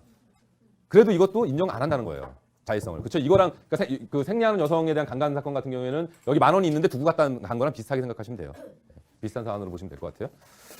그다음에 그럼 이거는 강간에 어두운 데서 갑자기 여자가 지나니까 팍 끌고 가서 강간하고 딱 하다가 얼굴 딱 보니까 아는 여자야. 헐, 왜 헐이야? 야, 금방 내가 얘기했잖아. 이거 다 실제 사례들이라니까. 아는 여자라서 중지했어. 이거 자의성 인정할까 안 할까요? 네, 자의성 인정하지 않습니다. 왜냐하면 보통 그 동기를 아는 여자라 안 하는 걸 동기를 뭐라고 보냐면 발각될 위험성이 크다고 보기 때문에 중단한다고 봐요. 그래서 아는 여자라서 하는 거는 보통 이제 통상적으로는 그 사람이 아무리 행위자가 아니라고 해도 법원에서는 너 아는 사람이라서 금방 누군지 잡힐까봐 너 안 한 거잖아 이렇게 봐요. 그래서 인정하지 않습니다. 그러니까 범행의 발각이 두려움 이런 거죠. 그다음에 그 정도입니다. 자의성 판단은 행위자가 인식한 사실을 기초로 해서 판단을 합니다. 일단 다수설 입장에서는 행위자가 인식한 사실을 기초로. 그러니까 통체적으로 이제 총칭해서 다시 한번 말씀을 드리면 자의성 판단할 때 이런 경우 어떻게 될까요? 행위자가 인식한 걸 기초로 한다고 했잖아요. 그러니까 아까 말씀드린 것처럼 산에서 예를 들면 산에서 여자를 끌고 가서 강간하려고 하는데요. 저쪽에서 발자국 소리가 나요. 그래갖고 이놈이 발각된 줄 알고 도망갔어요. 근데 알고 보니까 노루였어. 자, 이런 경우에도 보시면 객관적으로 보면 이게 지금 외부적으로 장애 사유예요? 노루가 저쪽에서 발자국 소리 낸 게? 아니잖아요. 근데 얘가 스스로 누가 온다 이렇게 걱정하고 도망간 거잖아요. 이런 경우들은 자의성을 다 부인합니다. 그 얘기는 얘가 인식한 것만 기초로 보는 거예요. 그러니까는 여기서 절충설이라는 게 일반 사회 통념상 이렇게 판단하는 게 상황 인식은 행위자가 인식한 걸 기초로 해서 판단하는 거예요. 이건 그런 거고요. 이거는 그럼 어떻게 될까요? 반대로 객관적으로는 장애 사유가 존재했는데 행위자가 그런 걸 전혀 인식하지 못하고 자율적으로 중지한 경우에 자의성 인정할까 안 할까요? 인정해야 되겠죠. 아까 제가 뭐라고 그랬어요? 여기서 인식한 건 행위자가 인식한 걸 기초로 봐야 되는데 행위자는 장애 사유가 있는 걸 인식하지 못했다 그랬잖아요. 그러면 스스로 중지한 거죠. 그렇죠? 자, 이렇게 봅니다. 여기서 또 약간 어려운 내용이 있는데 잠시 쉬었다가 15분 쉬었다가 할게요. 그 쉬는 시간에 질문한 거 때문에 그 얘기를 하면 아까 이제 생리 중이라 그만둔 경우하고 그다음에 아까 금고를 갔는데 금고에 10,000원밖에 없어서 그냥 돌아갔다 이거 하고를 이게 그 일반 사회 통념상 할 수 없는 건 아니지 않냐 이제 이런 질문을 학생들이 좀 했는데 그 보통 이제 아까 제가 그 일반 사회 통념이라고 말하는 게 그 본질적인 사태, 그러니까 내가 범행을 쭉 진행하는 데에서 내가 예상한 것과 전혀 다른 상황이 바뀌는 거예요. 그러니까 아까 금고 안에도 금고에 돈이 많을 거라고 예상하고 문을 딱 열었는데 돈이 없는 거잖아요. 그러니까 거기서는 돈이 없는 거나 10,000원 있는 거나 똑같은 거예요, 이 사람한테. 그래서 그 기본적인 외부 상황이 바뀌거나 상황이 자기한테 불리하게 확 바뀌는 경우에는 아까 이제 그 생리주의인 경우에 그만뒀다는 것도 마찬가지고 이게 확 바뀌는 경우에는 그 자율적 동기가 아니라 타율적 동기에 의해서 중지한 거라고 보는 거예요. 여기서 말하는 타율적 동기라는 게 바깥 상황이 나를 둘러싸고 있는 상황이 완전히 내가 예상한 것과 전혀 다른 상황이 돼버리면 전혀 다른 상황이 돼버렸을 때는 그거는 자율적으로 중지한 거라고 보지 않는 거예요. 타율적인 상황에 의해서 하지 않은 거다. 그러니까 하지 않은 게 아니라 못한 거다 이렇게 보는 거죠. 이렇게 보기 때문에 그런 경우들은 근데 만약에 할 수 있었잖아 이런 것도 마찬가지잖아. 예를 들면 아는 여자는 못하나? 하지. 마찬가지잖아. 아는 여자는 강간을 못해요? 하죠? 이거는 이제 봐봐. 이건 발각에 대한 위험성이잖아. 근데 원래 범죄 행위라는 것 자체는 그 행위 당시를 보는 거잖아. 범죄 행위를 할 수 있었냐 없었냐만 판단하는 걸 놓고 보면 아는 여자도 강간할 수 있지. 실제로 그 대한민국 강간 사건 중에 90% 이상이 아는 사람인데 강간 사건이 90% 이상이 아는 사람이에요. 강간 사건 제일 많은 게 남자친구야, 남자친구. 이 사람들아. 남자친구인데 진짜 사귀는 남자친구가 아니라 어정쩡한 관계 있잖아. 썸? 그러니까 썸이 수도 있고 뭐 어쨌든 그러니까 어정쩡한 관계에 아는 사람들 있잖아요. 그런 사람들이 강간 제일 많아요. 모르는 사람들보다. 그러니까 그 어쨌든 아는 사람이라서라든가 뭐 이런 것들은 다 타율적 동기로 봐요. 그러니까 이게 외부 상황이 내가 예상한 거랑 전혀 다른 상황이라서 내가 순간적으로 당황하는 거잖아요. 그거는 내가 자율적으로 스스로 내면에서 나온 게 아니라 외부 상황에서 내가 당황하게 된 거잖아. 이런 경우는 다 자율적 동기가 아니라 타율적 동기로 보는 거예요. 이런 경우는. 예. 자, 그 정도 얘기하고 자, 그 다음에 이제 객관적 요건으로 갑시다. 중지미수 성립의 객관적 요건. 우선 여기서 제가 아까도 잠깐 말했지만 중지미수의 객관적 요건에서는 객관적 요건에서 중요한 건 착수미수하고 실행미수를 구별하는 게 이제 우선적으로 이루어져야 된다고 그랬죠. 이걸 이제 먼저 제일 처음에 나오는 건데요. 이게 이제 아까도 제가 설명드렸으니까 아까 그림 그린 거 제가 다음 시간에 나눠드릴게요. 그 독일책에 있는 건데 어쨌든 그 행위자가 결과 발생에 필요한 행위를 다 했는가 하지 않았는가에 따라서 요구되는 중지의 내용이 다릅니다. 왜냐하면 중지미수를 처벌하지 않는 이유는 아까도 말씀드렸지만 기본적으로는 이 사람이 범죄 행위를 하려고 했는데 실행 착수를 했는데 얘가 다시 합법의 세계로 돌아오는 거잖아요. 스스로 돌아오는 거예요. 그러면 어쨌든 제가 지난 시간에 설명했던 거로 예를 들면 총을 가지고 지금 현재 실행착수 시기를 따르는 다수설에 따르면 총으로 사람을 죽일 때는 총으로 사람을 조준하면 실행착수가 있다고 보잖아요. 조준했다가 이 상태에서는 사람을 죽지 않게 하려면 어떻게 해야 돼요? 총 안 쏘면 되죠. 그냥. 총 다시 내리면 그만이에요. 그렇죠? 이런 경우는 실행행위를 아직 완전히 다 하지 않은 거기 때문에 사람을 죽이는 실행행위는 총을 방아쇠를 당겨야 되는 거잖아요. 방아쇠를 당기지 않은 상태에서는 당기는 행위를 안 하면 그만인 거죠. 그렇죠? 그럼 이제 중지미수 바로 인정이 되는 거예요. 그런데 총을 쐈어요. 저 사람 맞았어요. 그럼 어떻게 해야 돼요? 중지미수가 되려면. 쟤를 살려야 될 거 아니에요, 일단. 그렇죠? 그럼 내가 스스로 가서 쟤를 데리고 응급실에 가든지 어떻게 해갖고 살려내야 되잖아요. 이런 행위가 뒤에 후속 조치가 이루어져야 된다는 거죠. 그러니까 아까 제가 그림으로 말씀드린 것도 리어커 끌고 올라가다가 꼭대기 가기 전에 그냥 놔버리면 그만인데 끌고 올라가서 꼭대기에서 이쪽 반대쪽으로 나버렸으면 또 연락이 쫓아가서 뭔가 조치를 계속 취해야 되는 거잖아요. 그래서 이 착수미수와 실행미수를 구별해서 그 요건을 검토를 합니다. 우선 착수미수는 간단하죠. 자, 그래서 다시 착수미수는 아까 개념 뭐 여러 가지 쓰니까 이건 미종료 미수라고 한다고 그랬죠? 이건 미종료 미수, 이거는 다른 말로 종료 미수 이렇게 한다고 그랬죠? 자, 종료 미수와 미종료 미수로 나눠서 설명을 하고요. 이 착수 미수는 사실은 저 중지 미수되는 요건이 아주 간단하겠죠. 그렇죠? 네, 아주 간단합니다. 착수 미수는 그냥 행위를 안 하면 되니까. 그렇죠? 예, 요건 어렵잖아요. 그냥 끝이에요, 그걸로. 그러면 여기서 착수 미수와 실행 미수를 구별하는 기준은 뭘까요? 그러니까 무슨 얘기냐면 실행 행위를 다 했냐 안 했냐 판단하는 거에서요. 실행 행위를 다 했냐 안 했냐 판단하는 부분에서 누구를 기준으로 볼까요? 실행 행위를 다 했냐 안 했냐 판단할 때. 이것도 객관설, 주관설, 절충설이 있는데요. 우선 이걸 구별하는데 여기도 학설이 세 가지가 있어요. 객관설, 주관설, 절충설. 이 세 가지가 있어요. 이 객관설은 객관적으로 결과 발생 가능성이 있는 행위가 있으면 실행 행위가 종료한 것으로 본다. 이 끝이에요. 그러니까는 이건 되게 쉬워요. 여기는 구별을 그렇게 어렵지 않아요. 이거는 일반인의 관점에서 보면 일반인의 관점에서 바라봐서 저런 행위를 하면 그런 결과가 발생할 수도 있다. 판단이 되면 그냥 실행 행위가 다 했다 이렇게 보는 거예요. 이거는 누굴 기준으로 볼까요? 나와야 되는데 이거 일반인 기준으로 한다고 했잖아요. 금방. 이거는 행위자 기준이죠. 그래서 행위자 입장에서 실행 행위를 자기가 하려고 했던 걸 다 했느냐 안 했느냐를 가지고 판단하는 게 구별하는 게 주관설이고요. 절충설은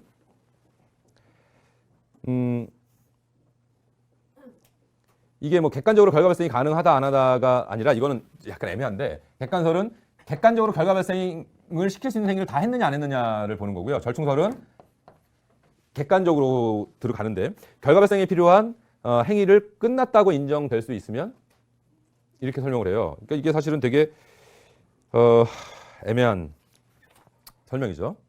그래서 행위자가 계획했던 범행 계획을 고려하면서 당시의 객관적 사정과 이런 걸 종합적으로 판단한다 이렇게 설명하거든요. 여러분 지금까지 대충 이제쯤 느끼시겠지만 절충설이라는 게 항상 어때요? 애매하죠. 네. 뭔 소리를 하고 있는 건지 얘네들 기준을 뭘로 하겠다는 건지 이게 좀 애매합니다. 그래서 어쨌든 지금 현재 이 학설이 평평하게 대립하는 게 주관설하고 절충설이 지금 좀 약간 대립하는 형상이다 이렇게 볼 수가 있습니다. 또 어쨌든 여러분들 알아서 판단하시는데 객관설은 일단 아니에요. 왜냐하면 이 사람이 객관설은 좀 곤란한 게 이 사람이 지금 내가 실행행위를 난 다 했다고 생각하고 가만히 퍼져 있었단 말이에요. 그럼 잘 보세요 이거. 얘가 이걸 잘 보셔야 돼요. 객관적으로 이만큼을 해야 결과 발생할 수 있어요. 얘는 이만큼만 하면 된다고 생각했어요. 조금만 더 하면. 그러고 거기까지만 하고 스스로 그만뒀어요. 그럼 이거 뭐가 되죠? 중지미수가 되잖아요. 자기가 스스로 안 한 거잖아요. 실행행위를 중단한 거잖아요. 그러니까 장애미수가 된단 말이에요. 중지미수가 그런 경우도. 근데 그거 중지미수예요, 장애미수예요. 장애미수 우리 상식적으로 판단해서 그건 장애미수가 돼야 되잖아요. 근데 객관설에 따르면 그게 중지미수가 될 수 있단 말이죠. 그렇기 때문에 객관설을 취하는 사람은 제가 아는 범위 안에서는 없어요.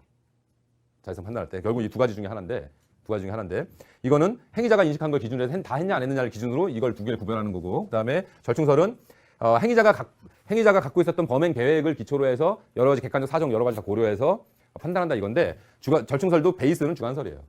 근데 주관설에 따르면 너무 이 행위자에게 유리하게 된다고 해서 약간 수정한 그런 정도의 학설이라고 보시면 되고 두 가지 뭐 비슷하게 주장하고 있다고 보시면 되겠습니다. 근데 어쨌든 공식적으로 다수설이 뭐냐 그러면 주관설 쪽이 더 많다 이렇게 말씀드릴 수 있겠고요. 자, 요걸 일단 나눠놓은 다음에 착수미수의 중지는 그냥 실행 행위만 중지하면 됩니다. 그렇죠? 그래서 행위의 계속을 포기하기만 하면 바로 중지미수가 성립한다 이렇게 볼 수 있죠. 근데 아까 제가 독일 판례에서 말씀드린 것처럼 그러면 행위의 목적 달성 자체를 궁극적으로 포기해야 되느냐? 아까 제가 무슨 얘기를 했냐면 제가 설명서 잠깐 그런 얘기 했잖아요. 저 개인적인 생각으로는 형벌을 면제하는 중지미수의 경우에는 형벌을 면제하는 경우에는 종적으로 포기해야 된다고 생각한다고 그랬잖아요. 그 말은 무슨 뜻이에요? 중지미수 성립 요건에서 종국적으로 포기해야만 중지미수가 성립한다는 말인가요? 제 말이? 아니죠. 일단 종국적으로 포기하지 않더라도 중지미수는 될 수 있다고 볼 수 있을지 모르겠지만 범죄를 종국적으로 포기한 경우에만 형벌을 면제해야 된다. 이 말이죠. 그러니까 그거를 약간 구별해서 들으셔야 될 것 같고요. 아까 말씀드린 것처럼 독일 통설은 행위자가 완전히 합법으로 회기, 다시 말하면 황금다리를 완전히 건너와야 된다. 그 얘기는 범죄를 종국적으로 포기해야 된다. 이런 식으로 설명을 하고 있다 그랬죠. 독일 애들은. 하지만 우리나라 형법 같은 경우에는 형을 감경도로 면제하고 하고 있기 때문에 독일처럼 그렇게 엄격하게 해석하는 건 약간 문제가 있다. 그래서 실행의 중지는 구체적으로 범죄 실현 자체를 그만두는 것, 그것으로도 중지 미수를 인정할 수 있다. 다시 말하면 아까 말한 것처럼 그래 좋아 지금보다 훨씬 더 좋은 상황에서 내가 하겠다 이렇게 아까 친해지면 해줄게 사례 같죠. 그래 지금보다 나중에 다시 해야 되겠다 이렇게 생각하고 하면 그냥 중지 미수를 인정을 할 수 있다. 다만 종국적 포기가 아니라면 형벌을 면제하는 건 좀 그렇다. 이런 정도로 이해하시면 되겠습니다.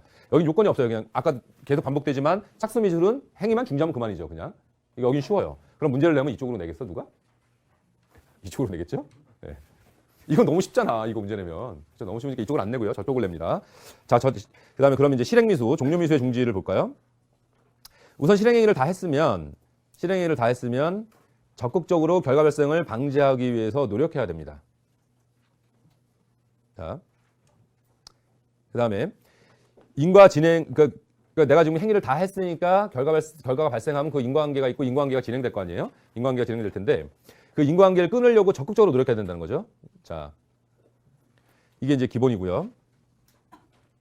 우리 보면 예를 들면 이런 경우는 어떻게 될까요? 아까 자기가 직접 하는 게 아니라 예를 들면 환자가 내가 총을 쐈어, 얘가 맞았어. 그다음에 걔를 업고 뛰어가지고 병원에 가서 의사가 치료하는 거잖아요. 살리는 건 내가 하는 게 아니고 의사가 했죠. 이런 경우에 중지미수 인정할 수 있을까요? 없을까요? 인정합니다. 네. 인정하고요. 근데 여기서 그러면 이런 건 내가 불 내놓고 전화했어요. 119에. 그래갖고 소방차 가서 불 껐어요. 이런 경우. 이게요. 보통 뭐라고 설명하냐면 행위자가 주도하에 이루어져야 된다고 말을 합니다. 그러니까 이 불을 끄게 되는 과정도 행위자가 거기서 주도적으로 뭔가 행동을 해야지 신고만 하고 도망가거나 이러면 중지미수를 인정하지 않습니다. 그것도 마찬가지예요. 총 맞은 사람도 싣고 병원에 가서 응급실 앞에다 버리고 도망가고 이런 거는 중지미수 인정하지 않습니다. 중지미수 인정하지 않습니다. 그래서 어쨌든 범죄자가 제3자가 결과 발생 방지를 했다고 하더라도 그러니까 좀 전에 말씀드린 것처럼 병원에 데려다 놓는다든가 119에 신고를 하면 내가 불 끄는 게 아니라 소방관이 와서 불 끄는 거고 내가 치료해서 살리는 게 아니라 의사가 치료해서 살리잖아요. 그럼 제3자가 개입해서 결과 발생을 방지해 주는 거잖아요. 그런 경우에는 범죄자가 자신이 직접 결과 발생을 방지했다고 인정할 정도의 수준에 이르러야만 인정이 됩니다. 그러니까 아까 119에 신고만 하고 도망간다든가 아니면 응급실에 앞에다 놓고 도망간다든가 이런 식으로 하면 이런 거는 그 사람이 주도하에 했다고 볼 수 없기 때문에 이런 경우에는 중지미수를 인정하지 않습니다.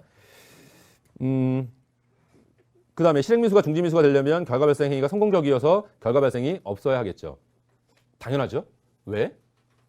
결과 발생하면 기수니까 미수가 아니잖아요. 그러니까 끝이죠. 그러면 그 사람이 결과 발생을 방지하려고 진지하게 노력했던 부분은 어디서 고려될까요? 네, 이런 건 양형에서 고려합니다. 양형에서. 양형 사유 중에 들어있거든요. 그래서 양형에서 고려합니다.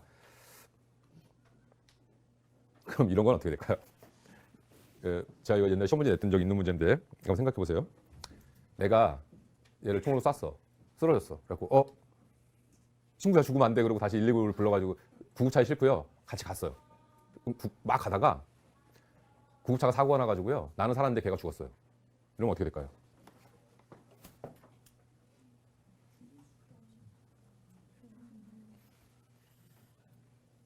애는 죽었잖아. 이거 있잖아요. 사례 풀면 되게 복잡해요. 왜냐면 인과관계부터 따져봐야 되잖아요. 얘가 왜 죽었는지. 앞에서부터 다 훑어야 돼요. 이제 처음부터. 그래갖고 여기에 와서 중지미수에 와서 중지미수에서 결과불발생과 인과관계. 그러니까 이게 실은 얘가 중지하려고 하지 않았다고 치더라도요.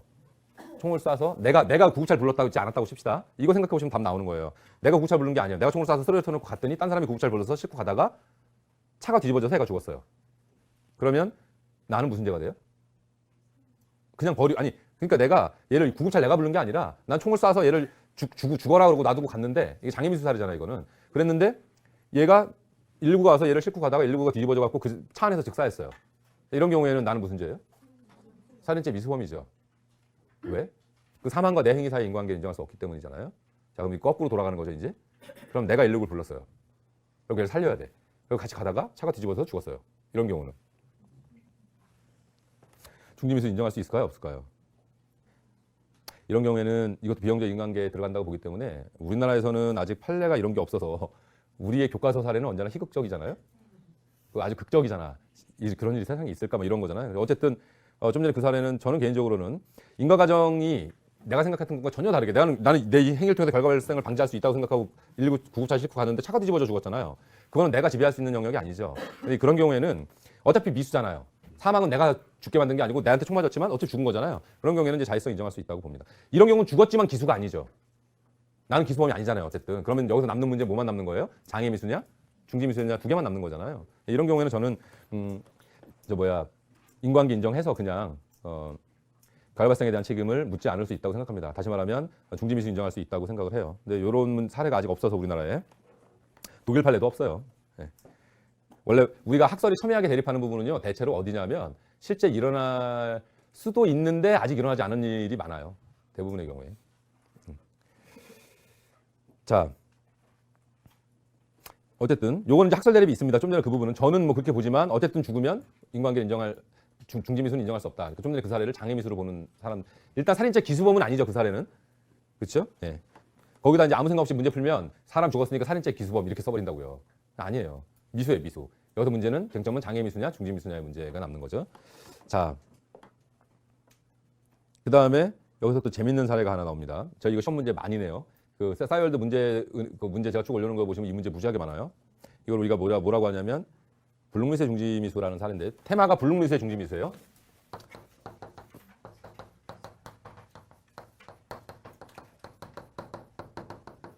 자, 이 테마의 그 포인트는 뭐냐면요. 이런 거예요. 이런 거. 뭐냐면 내가 A라는 애를 죽이려고 친구한테 약간 복잡하지만 사례를 들어볼게요. 내 친구 약사가 있어요. 근데 나로 하지 말자. 딴 사람으로 하자. A라는 애가 있는데요. A라는 애가 있는데 걔가 그 친구 약사가 있어요. 그래서 걔한테 야, 내 남친이 바람이 났어. 이 새끼 죽여야 되겠어. 라고 생각하고 야, 저 독약 좀 줘봐. 그래갖고 이 여자애가 진짜 약을 안 주면 얘가 딴 데 가서라도 구할 것 같잖아. 그래서 이 친구가 약사 친구가 독약이라고 포장된 껍데기에 영양제를 넣어서 수면제를 조금 넣어서 늘어지는 약 있잖아요. 늘어지는 약을 줬어요. 가서 요거 하나만 먹으면 죽어. 하나를 줬어요. 이거 먹어갖고 죽진 않아요. 약간 잘 뿐. 이런 약을 줬거든요. 그랬더니 얘가 이걸 들고 가서 자기 남자친구한테 먹였어요. 먹어갖고 야 뻗었을 거 아니에요. 그러니까는 얘가 죽으면 어떡하지? 또 바로 후에 급 후에 그래가지고 얘를 싣고 또 연락이 병원에 갔어요. 그랬더니 의사가 잘 자고 주무시고 계시다고 뭐 특별한 일 없으니까 걱정하지 마시라고 그랬거든요. 자, 이 사례에서 중지미수 인정할 수 있을까요, 없을까요? 이게 무슨 사례예요? 이게 지금 저기 적은 거잖아. 불능미수, 중지미수. 다시 말하면 애초에 내가 실행행위 한 것 자체는 결과 발생이 불가능한 상황이잖아요. 그러면 얘가 그런데도 불구하고 나는 얘가 죽을 거라고 믿고 얘를 병원에 데려가서 살리려고 했잖아요. 근데 여기서 중요한 건 불능미수는 결과가 발생해요, 안 해요? 안 하는데 중지미수 중에 이 실행미수의 중지미수가 되기 위해서는 뭐가 있어야 된다고 그랬죠? 좀 전에? 그러니까 결과 발생 방지 행위와 결과 불발생 사이에 뭐가 있어야 될까요? 인과관계가 있어야 된단 말이에요. 얘는 안 죽었지만 지금 좀 전에 제가 말씀드린 그 사안에서 얘의 중지 행위와 결과 불발생 사이에 인과관계가 있어요, 없어요? 없어요. 네, 이런 경우에 중지미수를 인정할 수 있느냐의 문제인데 이런 논의가 왜 나오냐면요. 보세요. 보통 우리가 중지미수가 될 수 있느냐 없느냐의 사례는 대부분 뭐냐. 잘 보세요. 이 중지미수를 인정할 수 없는 사례들은 보세요. 중지미수가 인정되려면 아까 좀 전에 말한 것처럼 실행미수의 경우에는 결과 발생 방지 행위와 결과 불발생 사이에 인과관계가 있어야 된다고 그랬잖아요. 그렇죠? 인과관계가 있어야 돼요. 인과관계가 없으면 무슨 미수가 되는 거죠, 원래? 장애미수가 되는 거죠. 장애미수가 되는 거예요. 아까 말한 것처럼 내 총으로 쏴서 애가 쓰러져 있는 애를 끌고 응급실에 가서 내 치료 다 되고 이런 것까지 내가 다 주도하고 막 이렇게 해갖고 살려놓으면 중지미수가 돼요. 근데 아까 말한 것처럼 응급실 앞에서 버리고 가면 중지미수 인정된다고 그랬어요? 안 된다고 그랬어요? 안 된다고 그랬잖아요? 그러면 그 경우는 얘는 뭐로 처벌되는 거예요? 의사가 살려서 얘가 안 죽으면. 장애미수를 본다는 거잖아요. 자, 보통은 그렇게 가는 거예요. 근데 이거는 불능미수 자체가 결과 발생이 안 돼. 불가능해요. 근데 얘는 그럼 뭔 짓 한 거야? 살리겠다고 난리친 건. 뻘짓, 그치. 뻘짓이라고 하지. 뻘짓한 거예요. 그럼 인과관계 자체가 여기서 말하는 결과 발생 방지 행위와 결과 불발생 사이의 인과관계가 없잖아요. 그러면 중지미수의 실행미수의 중지미수 요건을 충족해요, 못해요? 못해요. 그럼 중지미수가 돼요, 안 돼요? 안 되는 거예요. 이론적으로는. 근데 이런 얘기를 왜 할까요? 보세요. 중지미수가 아니면 보통 장애미수, 중지미수가 아니면 미수의 경우에는 이게 장애미수가 되는 거잖아요. 중지미수를 인정하지 않으면 장애미수가 되죠. 그렇죠? 이거 보통은 장애미수가 되는 거잖아요. 중지미수를 인정하지 않으면. 그런데 중지미수 인정하면 장애미수가 되는데 아니면 진짜 인과관계가 없어서 애가 죽어버리면 그냥 기수가 되든가. 그렇죠? 둘 중에 하나로 가는 건데 이 사안 같은 경우는 이게 보세요. 장애미수랑 불능미수랑 어떤 게 더 형량이 높아요? 아니면 기수랑 이 두 개 놓고. 자 보세요. 이 중지미수가 인정되지 않으면 장애미수, 안 죽으면 장애미수고 죽으면 기수로 가는 거잖아요. 근데 사실은 요 두 가지의 차이점은 자의성이 있는 거죠, 원래. 근데 어쨌든 기수가 되는 걸 중지하는 거잖아요, 원래. 중지미수의 의미는. 그렇죠? 보세요.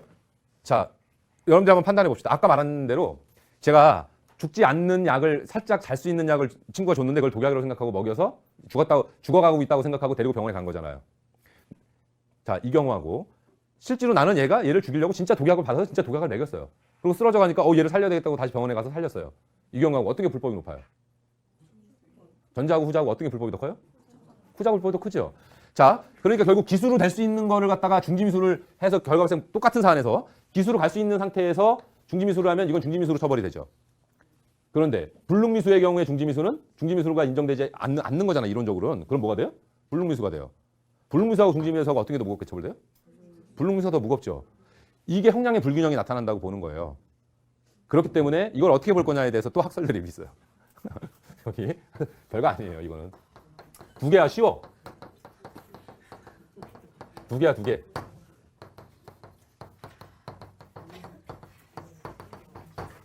이거는 야 맞아. 근데 실행미수의 중지의 경우에는 인과관계가 있어야 되기 때문에 불능미수의 중지미수 인과관계가 없는 건 맞는데 이걸 중지미수로 처벌하지 않고 불능미수로 처벌하면 이 기수의 중지보다 불능미수의 중지가 불법이 훨씬 더 작음에도 불구하고 기수의 중지보다 더 무겁게 처벌된다. 이건 맞는 말이죠?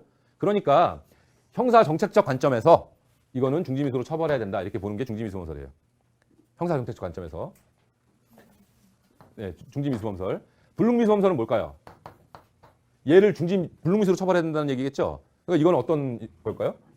그러니까 간단하게 근거를 대면 이거는 형사정책적 관점이고요.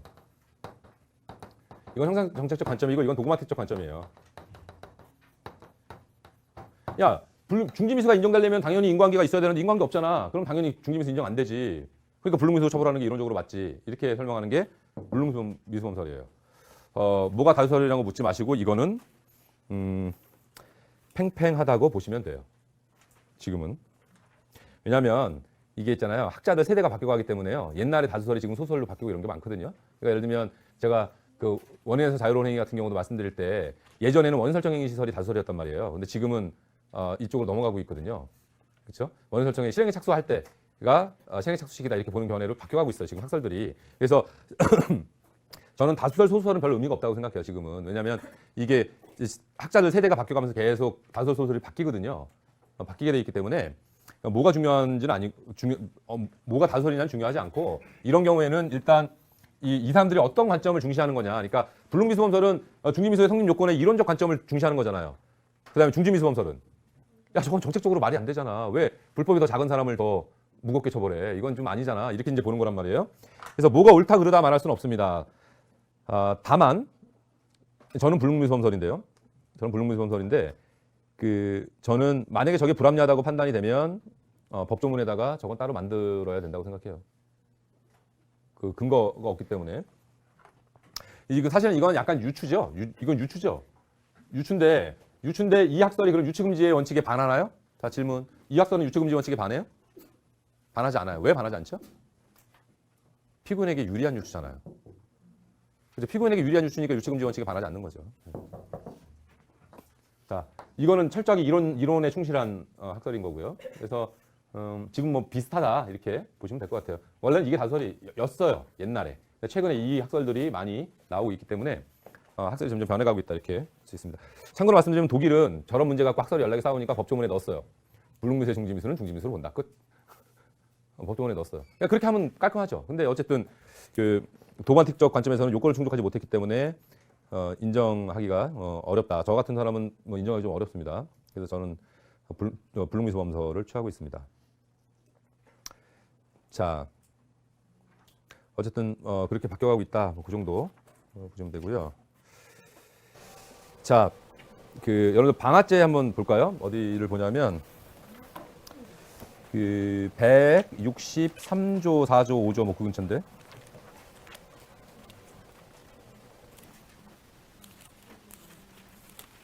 164조죠? 네. 잠깐만. 네, 164조 맞네요. 이 방아죄는 뭐 잘들 아시겠지만 뭐 불론문죄예요. 불론문죄. 그래서 불론문죄인데 죄의 명들 이건 강론에 가서 사실 되게 자세하게 배우는 강론 2에 가서 자세하게 배우는 조문이긴 한데요. 약간만 간단하게만 볼게요. 뭐 사실 총론 공부하면서 강론 공부 같이 왔다 갔다 하면서 해도 원래는 다 그렇게 하는 거예요. 총론 시간에 강론 왔다 갔다 하면서 하고 강론 시간에 총론을 모르면 강론을 못 풀잖아요. 죄명을 말하라는데 총론을 모르고 어떻게 죄책을 말해요. 그렇죠? 자, 보시면 164조 보시면 불을 놓아 사람이 주거로 사용하거나 사람이 현존하는 등등의 그 을 소외한 자는 이렇게 되어 있습니다.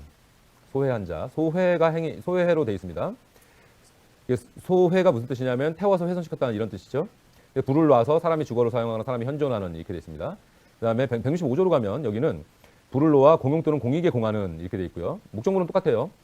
그 다음에 166조로 가면 불을 놓아 전 2조에 기재한 이외의 그 건조물 등 이렇게 되어 있습니다. 그래서 어쨌든 이거는 보면 사람이 있는 거는 164조, 사람이 없으면 166조나 165조인데 165조는 공용 건물, 그 다음에 166조는 그 이외의 것 이렇게 되어 있습니다. 그러니까 근데 여기서 이제 보통 해석할 때요, 사람이 있는 공용 건물이면 165조가 아니라 164조라고 봅니다.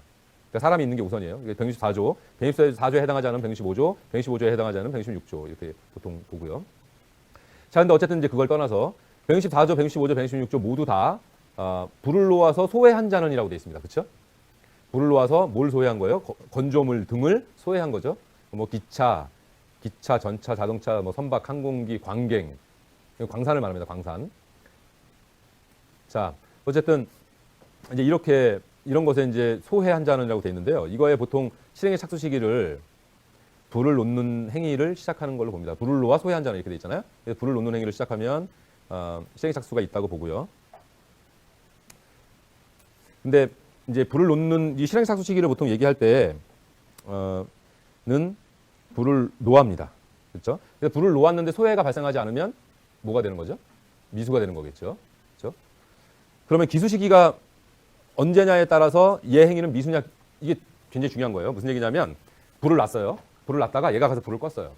그런데 기수 시기를 앞당겨서 보면 얘는 이미 기수가 됐기 때문에 얘는 불을 꺼도 기수범이죠. 이런 경우도 있단 말이에요. 중지미수는 여러분들이 주의하셔야 되는 게 바로 그 점이에요. 그러니까 강론에 가서 기수 시기를 쭉 배우고 행위마다 다 기수 시기를 배워야 되는데 기수가 딱 되고 나면 아무리 중지 행위를 해도 끝이에요, 그냥. 그래서 보통 통상적으로 방아죄와 관련해서 기수 시기를 보는 학설이 여러 가지가 있는데요. 우리나라는 추상적 위헌범으로 해석을 합니다. 164조, 165조를. 그러니까 1항만. 왜냐하면 그 뒤에 뭐 사람이 죽거나 뭐 생명의 위험을 초래하거나 이런 것들이 나오는 거 말고 기본적으로 불을 놓아 소외한 자는 딱 요 조문 구조만을 놓고 볼 때는 우리 다수설이 이걸 추상적 위헌범이라고 봐요. 그럼 불을 놓으면 바로 기수가 되는 거잖아요. 원래 추상적 위헌범이라는 게 원래 그렇잖아요. 그런데 이 보통 그래서 그 기수 시기를 뭐라고 하는 게 다수설이냐면 기수 시기를 독립연소설이 다수설입니다. 다시 말하면 내가 예를 들면 이런 옷에다 불을 붙여가지고 여기다가 불을 붙였어요. 건물에다 불을 붙이려고 이런 걸 여기다 모아놓고 불을 붙였어요. 그랬는데 얘하고 상관없이 얘한테 불이 붙어 타기 시작하면 기수가 됐다고 봐요. 이렇게 보거든요. 그러니까 사실은 방아죄 같은 경우에는 중지미수가 성립할 수 있는 가능성이 높지 않죠. 그렇죠? 네, 높지 않습니다. 그래서 근데 여러분들이 1학기 때 그 배웠던 걸 정확하게 기억을 하시면 내가 지금 여기서 얘기하는 거 알아들을 텐데 알아들을지 모르겠네. 독일은 방아죄를 구체적 위헌범이라고 봐요. 근데 여러분들 잘 기억해 보시면 추상적 위헌범이라는 건 위험이 발생할 수도 있는 상태에서 처벌하는 거죠. 그러니까 보통 추상적 위헌범이라는 건 위험이 발생할 수 있는 상태에 이르면 그거 자체로 기수가 된다고 그러고 처벌하는 게 추상적 위헌범이고, 구체적 위헌범은 진짜로 그 보호법익에 뭔가 구체적으로 위험이 발생하면 처벌하는 거잖아요. 그게 구체적 위헌범이잖아요. 그런데 저는 지금도 이해하지 못하는 게요. 건물에 불이 붙기 시작했어요. 그러면 이게 추상적 위험인가요? 구체적으로 위험이 발생한 거 아닌가요? 얘 혼자 타기 시작했으면? 저는 그렇게 생각하거든요. 그래서 독일 애들 다수설이 독립연소설이에요. 독립연소설이라는 게 뭐야? 다른 매개체와 관계없이 얘가 직접적으로 독립적으로 타기 시작했을 때 기소가 된다 이런 거란 말이에요. 독립연소설이. 근데 독일은 독립연소설을 취하면서 구체적 위헌범이라고 본단 말이에요. 근데 우리는 추상적 위헌범이라고 하면서 독립연소설이래요. 저는 도무지 이해할 수가 없어요. 추상적 위헌범설이면은 글쎄 어떻게 보는 게 맞을까? 하여튼 저는 그래서 이게 추상적 위험인 건지 건물이 독립적으로 타기 시작했는데 저는 약간 의문이 있습니다. 어쨌든 우리나라의 지배적인 견해는 이 방화죄와 관련해서는 독립연소설이 기수식이라고 봐요. 그러면 기수가 되면 범죄가 어떻게 되는 거죠? 기수가 되면 중지미수는 성립할 여지가 없죠. 네. 그런 점을 염두에 두셔야 되고 또 다른 범죄 하나 말씀드릴게요. 유기죄인데요. 자, 271조입니다.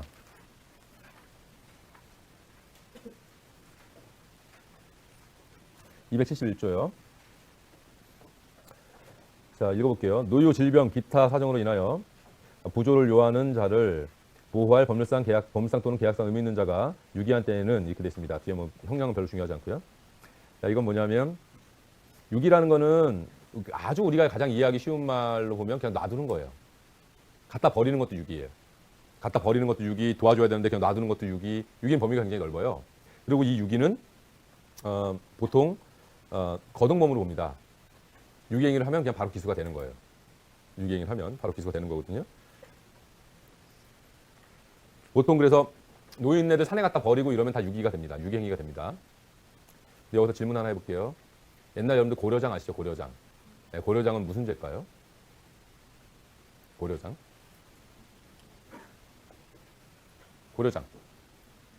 고려장 무슨 죄야? 무슨 죄 같아? 유기죄? 또 다른 건 없어? 고려장이요. 갖다 버리는 거죠. 왜 갖다 버리죠? 죽으라고 갖다 버리는 거죠. 다시 무슨 죄야? 살인죄예요. 제가 그랬잖아요. 죄의 명을 따질 때는 행위 갖고 판단하면 안 된다니까요. 그 사람의 고의가 뭐였는지 가지고 판단해야 되잖아요. 고려장은 산에다 갖다 버리는 게 그게 죽으라고 갖다 버리는 거잖아요. 그러면 살인행위죠. 그거는. 그렇죠? 자, 어쨌든 유기죄는 기수시기가요. 그냥 갖다 버리는 건 유기입니다. 자, 애기 엄마가요. 미혼모가 애를 낳았어요. 그래서 난 도저히 애를 키울 방법이 없어요. 그래서 파출소 앞에다 애를 갖다 놓고요. 돌아와서 누가 저걸 파출소 안에서 제대로 데려가는지 안 데려가는지 멀리서 지켜보고 있었어요. 계속. 그러다가 아무도 나오지도 않고 데려가지도 않아서 다시 가서 애를 데리고 집으로 갔어요. 이게 무슨 죄? 우리가 지금 뭐 하다가 지금 얘기를 하는 거야? 유기랑 중지미수 얘기하다가 하는 거잖아. 자, 그럼 이 무슨 죄는? 유기죄 중지미수라고 하면 안 된다고요. 내가 금방 뭐라 그랬지? 유기죄는 뭐라고 본다고? 거동범이고 추상적 위헌범으로 본다 그랬잖아요. 갖다 놓고 돌아서면 기수예요. 그렇기 때문에 다시 데려가도 유기죄는 이미 기수가 됐기 때문에 그냥 끝나는 거예요. 그래서 보통 그 학생들이 문제 낼 때 나중에 강론에서도 마찬가지인데요. 보통 이런 문제들 중지미수하고 이렇게 엮어서 내버리면 그냥 기수 딱 그러고 끝나야 되는 걸 갖다가 뒤에 거 가지고 다 장애미수, 뭐 중지미수 얘기를 연락했어요. 그러면 시간도 모자라고 답안지 개판되고 이러는 거죠. 그래서 보통 이제 제가 거동범이라고 말하는데 지금 현재까지 여러분들에게 제가 총론 수업하면서 강론 예를 들었던 건 뭐 살인죄, 강간죄 뭐 대충 그런 것들이기 때문에 그런 것들은 이제 거동범이 아니니까 문제가 없는데요. 이렇게 방화죄라든가 아니면 유기죄라든가 이런 것들이 나오면 이런 것들은 조금 달라요. 그래서 이런 경우에는 중지미수 되는 거 안 되는 거를 잘 판단해서 보셔야 됩니다. 그다음에 예비죄 한번 예비를 설명을 해야 되겠구나. 여기서 잠깐 이건 뭐 금방 하니까 조금만 설명할게요.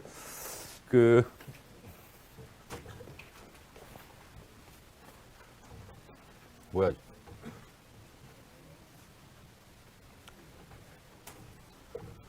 얘 말을 안 듣지? 이거구나.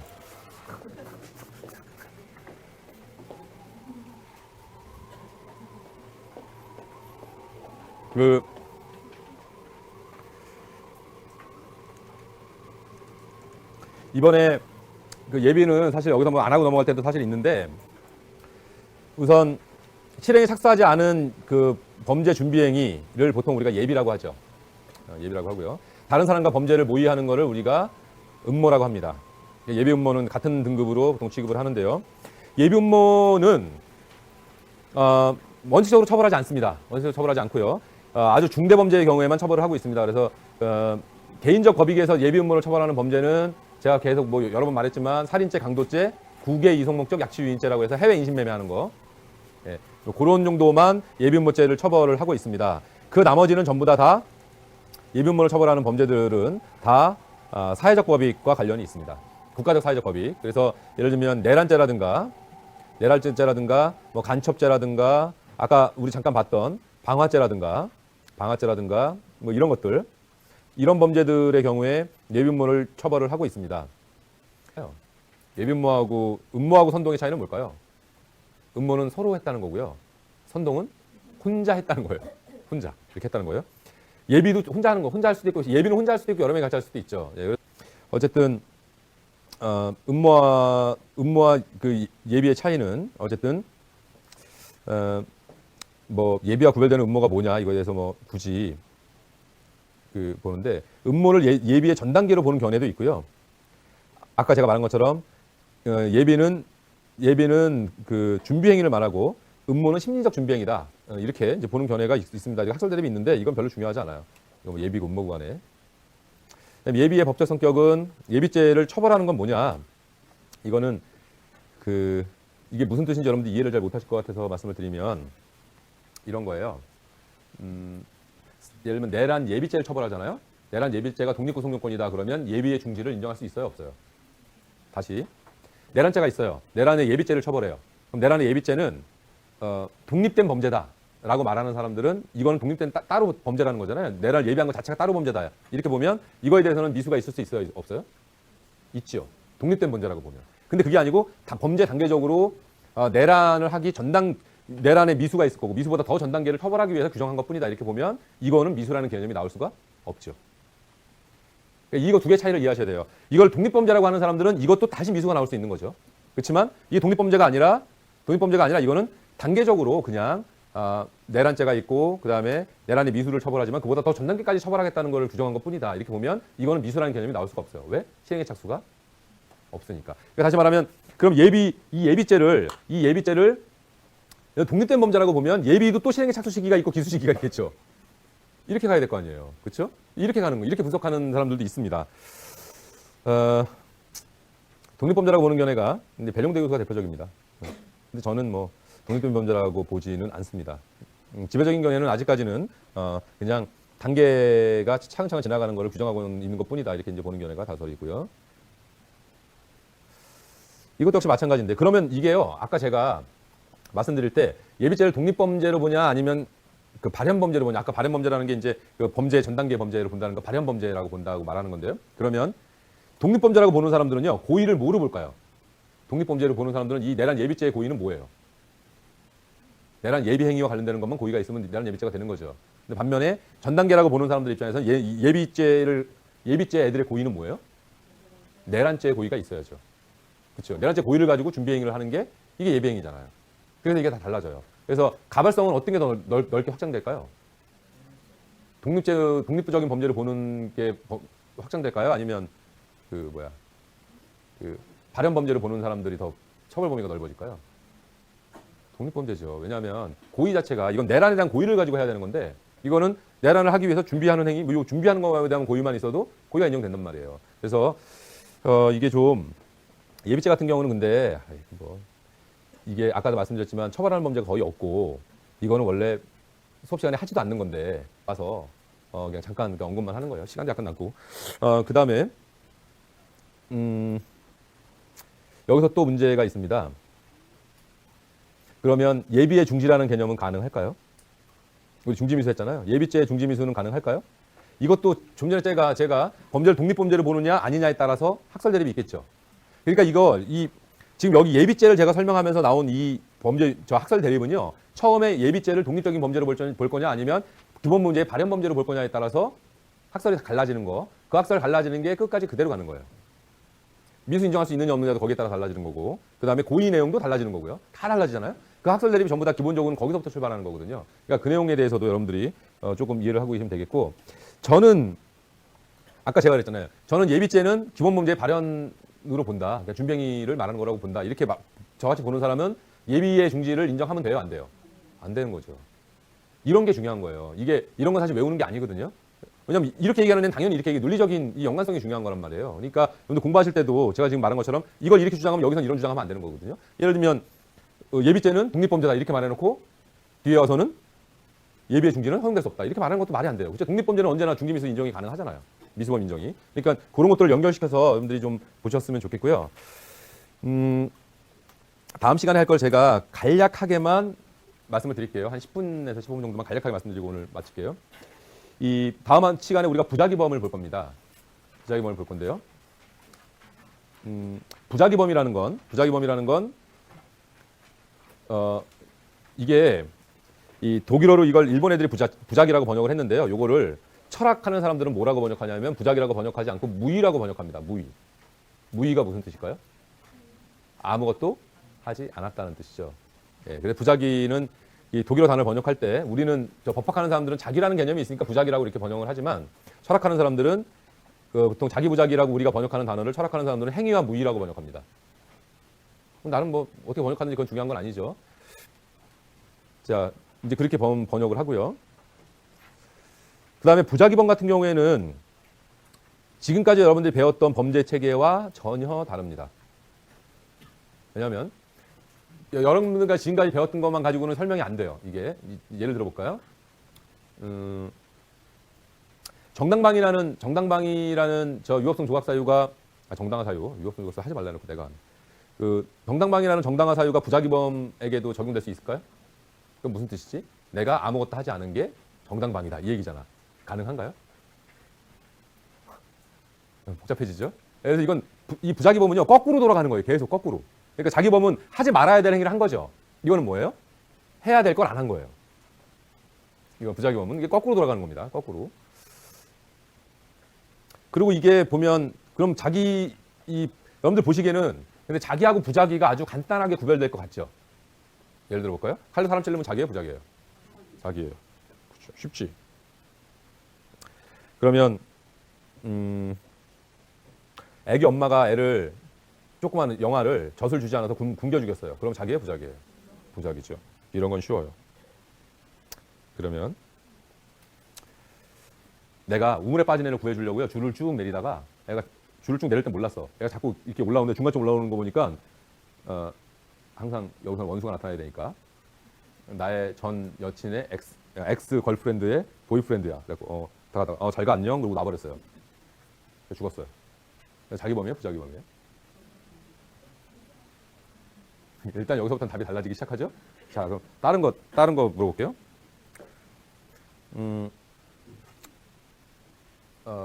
또 뭐가 있냐면 애매한 거. 어떤 놈이 군대에 이제 휴가를 나갔다가 자대 복귀를 해야 되는데 술 처먹고 복귀를 안 했어요. 자빠져 자느라고. 자기 범이에요, 부작위 범이에요? 부작위 범이죠. 네, 쉬운 거 같죠. 그러면 다른 거. 여러분들 저 군대 갔다 온 사람들 별로 없어서 여기 저학년이라. 여러분 저 혹시 군대 부대 앞에 지나가 보신 적 있어요? 그 앞에 군인들 총 들고 서 있죠. 맨 앞에 꼼짝도 안 하고 서 있죠. 걔 지금 자기 하고 있는 거예요? 부작위 하고 있는 거예요? 왜? 걔 지금 자기 하고 있는 거야? 부작위 하고 있는 거야? 총 들고 그대로 서 있잖아. 자기야 부작위야? 아무것도 안 하는데? 근무하는 거라고 말하면 안 되지. 그러면 너네 숨 쉬고 있으니까 다 자기 하고 있게? 그렇게 말하면 안 되지. 총 들고 계속 서 있잖아요. 그거 되게 힘들 거 아니야. 그대로 서 있으니까 꼼짝도 안 하고. 자기야 부작위예요. 애매하죠. 네. 그 다음에 뭐냐고? 학설 따라 달라요. 그 다음에 또 뭐가 있냐면 야 이게 쭉 지나가는데 후배가 갑자기 앞에서 와. 근데 이게 싸가지 없이 인사를 안 하고 지나가네? 얘는 자기 한 거예요? 부작위 한 거예요?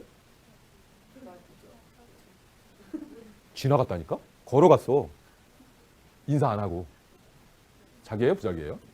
네, 이런 것들을 다음 시간에 할 겁니다. 이게 제가 말씀드리면 제가 형법에서요 대한민국에서 요 부분이 나는 되게 전문가예요. 자기 부작위 구별하는 거 요거. 뭐가 구분이야, 자. 이게 이제 근데요. 이게 제가 아는 학설이 몇 가지 있냐면 27가지가 있거든요. 근데 내가 수업 시간에 그 27개를 다 하면 안 되겠지. 우리나라에서 중요한 거 몇 가지 해서 그래도 한 8가지는 해야 돼요. 네. 제일 어려운 게 그런 거예요. 로프 이렇게 내렸다가 이게요. 보통 아직 이제 워밍업이니까 제 학설만 말씀드리면 우물에 애가 빠져 있어요. 빠져갖고 이렇게 줄을 쭉 내렸는데요. 줄 쭉 내렸는데 얘가 잡으려고 그래. 잡으려고 딱 하는 순간에 딱 보니까 왼수야. 그래갖고 너 아니야. 그리고 줄 다시 걷어버렸어요. 이거 하고 애가 줄을 다 내렸는데도 애가 뻗어가지고 줄을 잡지 못하는 상태에서 걷어올린 거하고 똑같잖아요. 줄이 들어갔다 나온 게. 걔가 잡을 수 있는 상태까지 갔는데 하나는 얘가 잡을 수 있는 상태였고 하나는 잡을 수 없는 상태였는데 요게 자기 부자기가 다르다고 하는 견해가 있고 같다고 하는 견해가 있어요. 네. 구체적인 사례로 들어가면 되게 복잡해지거든요. 하여튼. 네, 오늘 여기까지 하고 다음 시간에 봅시다. 네. 수고하셨습니다.